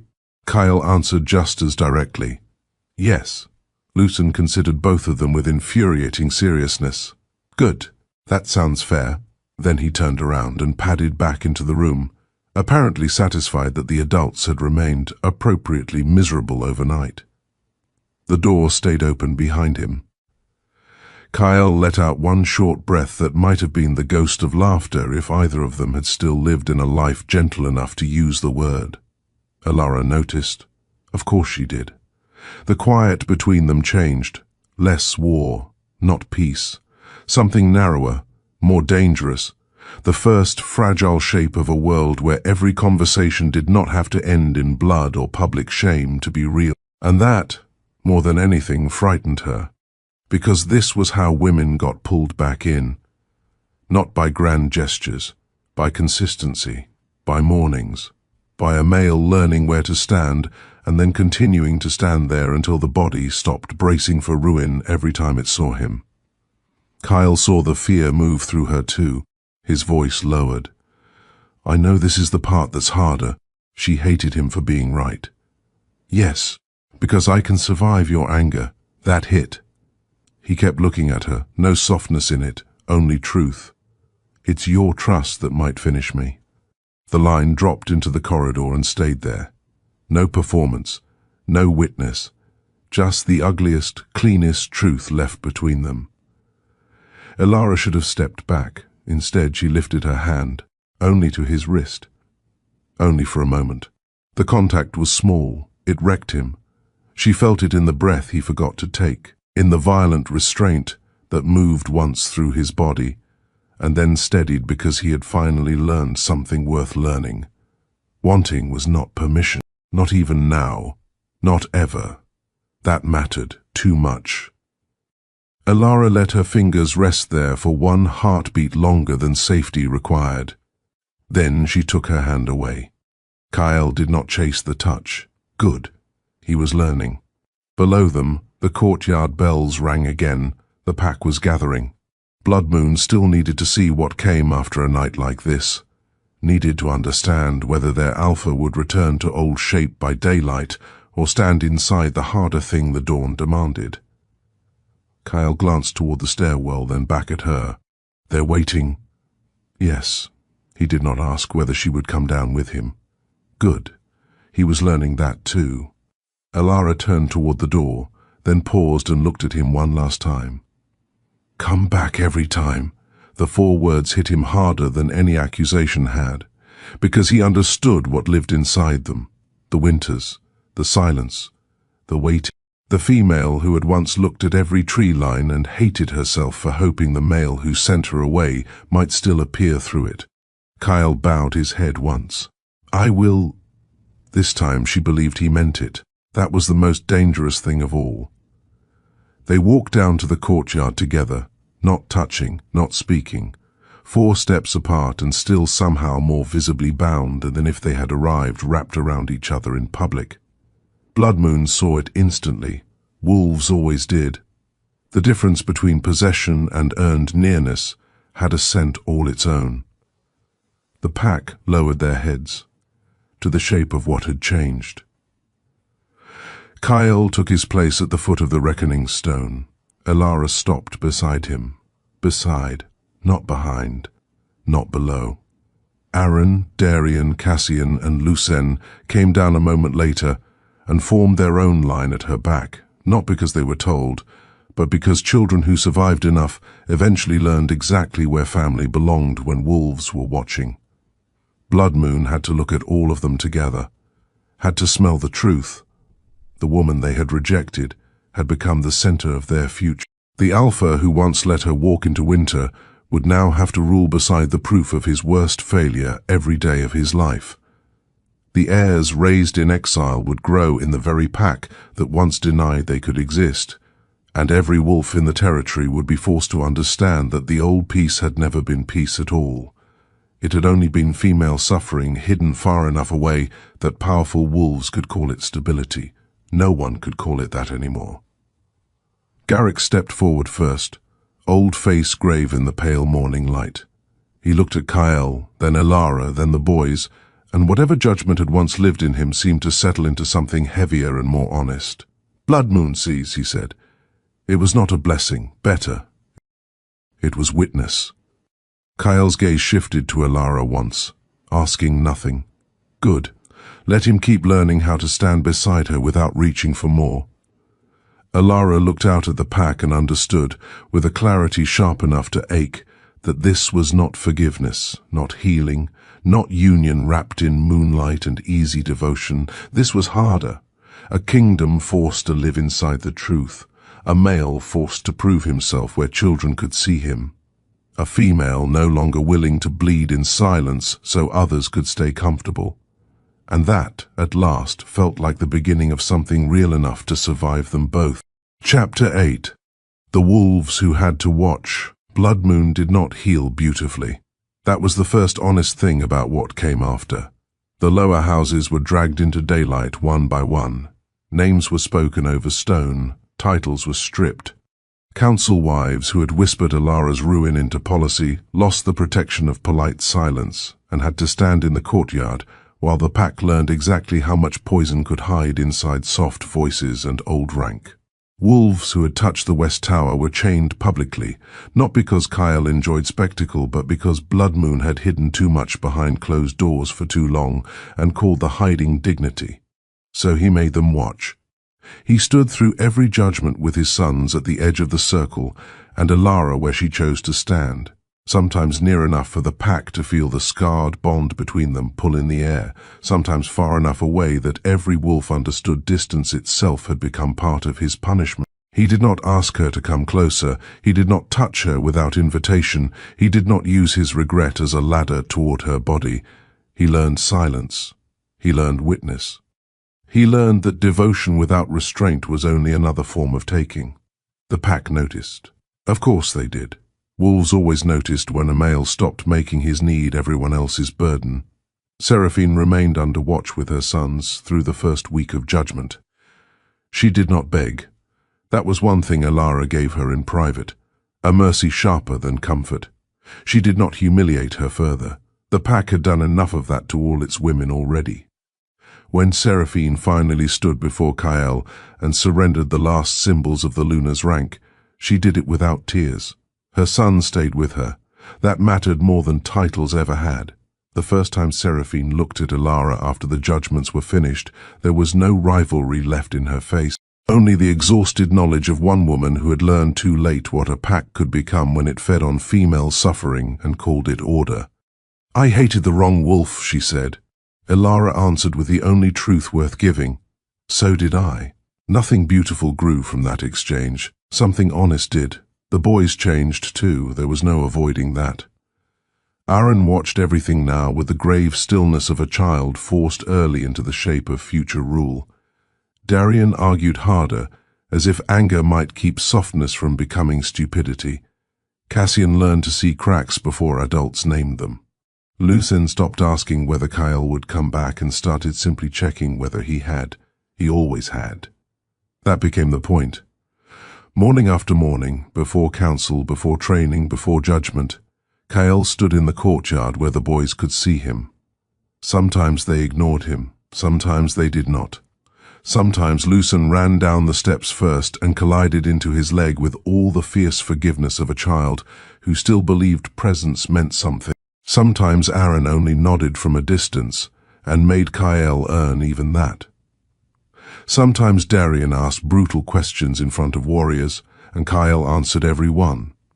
Sometimes Cassian watched in silence, and that silence cut deepest.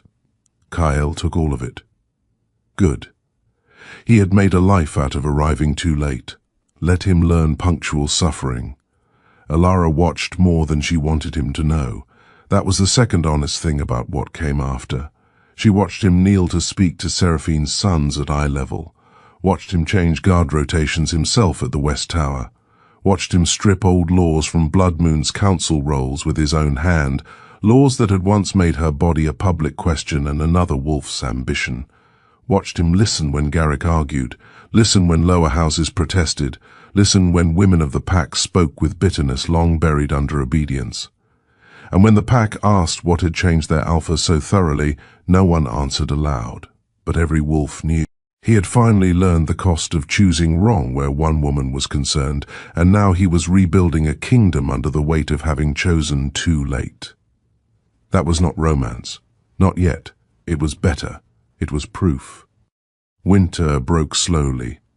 Snow softened from the lower roads first, then the courtyard edges, then the mountain pines.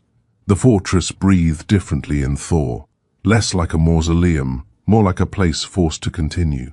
One evening, when the sun was sinking pale gold over the training ring, Alara found Kyle alone at the old stone where he had once destroyed her life in public. He was not standing on it. He was beside it, one hand resting against the cold surface as if even now it accused him more effectively than any living wolf. She should have turned back. She didn't. Kyle heard her steps and faced her, but did not move closer. He had learned that too. For a long moment, neither of them spoke. Below, in the ring, the boys were with Rowan and 3 warriors. Too loud, too alive, too sharp for the old quiet Blood Moon once warlike pride. Finally, Alara said, "You come here often?" "Yes." "To remember?" "No." His gaze moved to the stone. "To make sure I never mistake what was done here for something finished, that landed in the deep place. Because it was right. Nothing had been finished by judgment, or rescue, or public choosing, or the way the pack now lowered their eyes in a different direction when she passed. The wound had not ended. It had simply become witnessed correctly at last. Kyle looked at her then, really looked, not as territory, not as verdict, not as future secured through heirs and power and public reversal, as the woman whose suffering he could never outspeak. "Alara," he said quietly, "I know better than to ask for what I haven't earned." She waited. The evening wind moved through his hair. Somewhere below, Lucien shouted victory too soon, and Darian immediately called him a liar. Normal sounds, precious sounds, the kind built on surviving. Kyle's voice lowered. "But I need you to know something before the pack says it for me." She said nothing.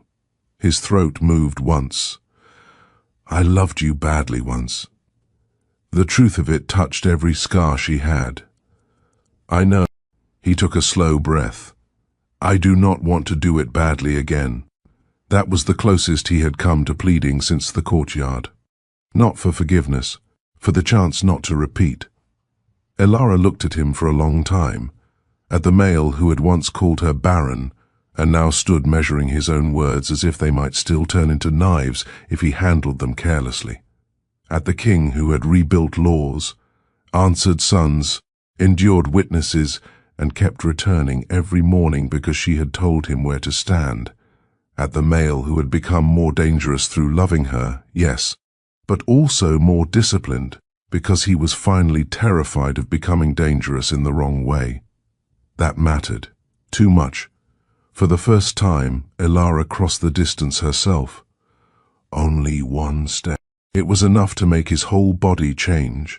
Stillness first, then impact, then the brutal, visible restraint of a male who knew one wrong movement could cost him the only mercy he had been given in months. She hated that she noticed. She hated that she liked that he made himself notice too. "You don't get easy love from me," she said.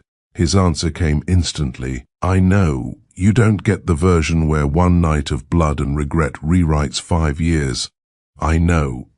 You don't get to call this healed because the pack learned how to say my name properly." His eyes held hers. "I know." There was no defense in him, no impatience. "Good." Elara let the silence stretch until it turned sharp. Then she said, "You can walk beside me." The words nearly changed the air. Kyle did not move. Perhaps he did not trust what he heard. Perhaps he trusted it too much. "Not ahead of me," she said. "Not dragging me, not hiding me. Beside me." The line entered him like fire given purpose. He bowed his head once, not because he was king, because he was a male trying very hard not to break in front of the one woman who had the right to watch him do it. "Beside you," he said. This time, when she stepped nearer, he did not reach first. "Good." She lifted her hand, touched his wrist. The contact was small, it wrecked him. She felt it in the breath he forgot to take, in the violence of restraint that shook once through his body and then steadied because he had learned something worth learning at last. Wanting was not permission. Not even now. Not ever. That mattered too. Below them, the boys had gone quiet. Of course they had. When Elara looked down, 4 small wolves were staring up from the edge of the training ring, along with half the warriors in Blood Moon, trying and failing not to witness history again. Lucen beamed first. Darian immediately elbowed him. Cassian looked almost smug. Aaron simply watched, too old in the eyes and too young everywhere else, and after one long measuring second he nodded. A tiny motion. "Enough!" Elara looked back at Kyle and saw that he had felt it. The acknowledgement, the permission not from the pack, but from the future standing below. For the first time, something in his face eased without breaking. No possession, only the stunned gravity of a male who had spent months earning 1 step and had just been given exactly 1. That was enough, for now. The pack would talk, of course. Wolves always did. They would say Blood Moon changed because 4 heirs returned from exile, because the former Luna fell, because Ironclaw overplayed its hand, because old laws finally cracked under modern shame. All of that was true, but not true enough. Blood Moon changed because one woman came back carrying proof and refused to let anyone, alpha, rival, council, or pack, call her pain convenient ever again. And the male who once let her walk into winter learned that love without rightful choosing was only another way to destroy what should have been protected. This time he stood beside her where her sons could see him. This time he came back every time. And this time, when the wolves of Blood Moon looked at the woman they had once called Barren, they had to do it while staring straight at the future she had built without them. Chapter 9. What they could not undo. Blood Moon did not heal beautifully. It lived with the truth instead. The change came quietly, not through another fight, not through blood, but through memory settling into every wolf who had watched her fall and now had to watch her stand. Elara no longer lowered her head when she crossed the courtyard, and that alone forced the pack to remember exactly what they had once accepted. The truth followed her everywhere. It followed her sons too. The way wolves looked at them had shifted from curiosity to something heavier, recognition mixed with guilt. Every bowed head carried the echo of a day those same wolves had bowed to her humiliation instead. And Kyle never stood above her again. He stood beside her, always, morning, counsel, training, silence. It did not change. That became the final reckoning. Elara stood at the edge of the training ring as the sun broke over the mountains. Her sons moving through drills with sharp, disciplined energy. They were too controlled for children, shaped by years that had demanded survival instead of softness. Rowan barked instructions. Warriors circled, and the boys adapted faster than they should have needed to. They were not ordinary. They had never been allowed to be. Kyle came to stand beside her. He didn't ask anymore. He had learned the difference between claiming space and earning it. Darian favors his left side when he turns, he said. I know. He'll lose balance against a faster opponent. I know. A brief silence followed. Then you let him learn it the hard way.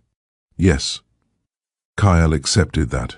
He had stopped trying to soften her, and that mattered more than anything gentle he could have offered. Below them, Darian went down hard, rolled, and rose again, anger sharp but controlled. Lucen laughed. Cassian corrected. Aaron simply watched. Kyle's attention shifted from them to her. You ever wish it had been easier? He asked. Elara watched Darian adjust his stance before answering. No. Kyle studied her. If it had been easier, she said, I would have believed you when you called me worthless.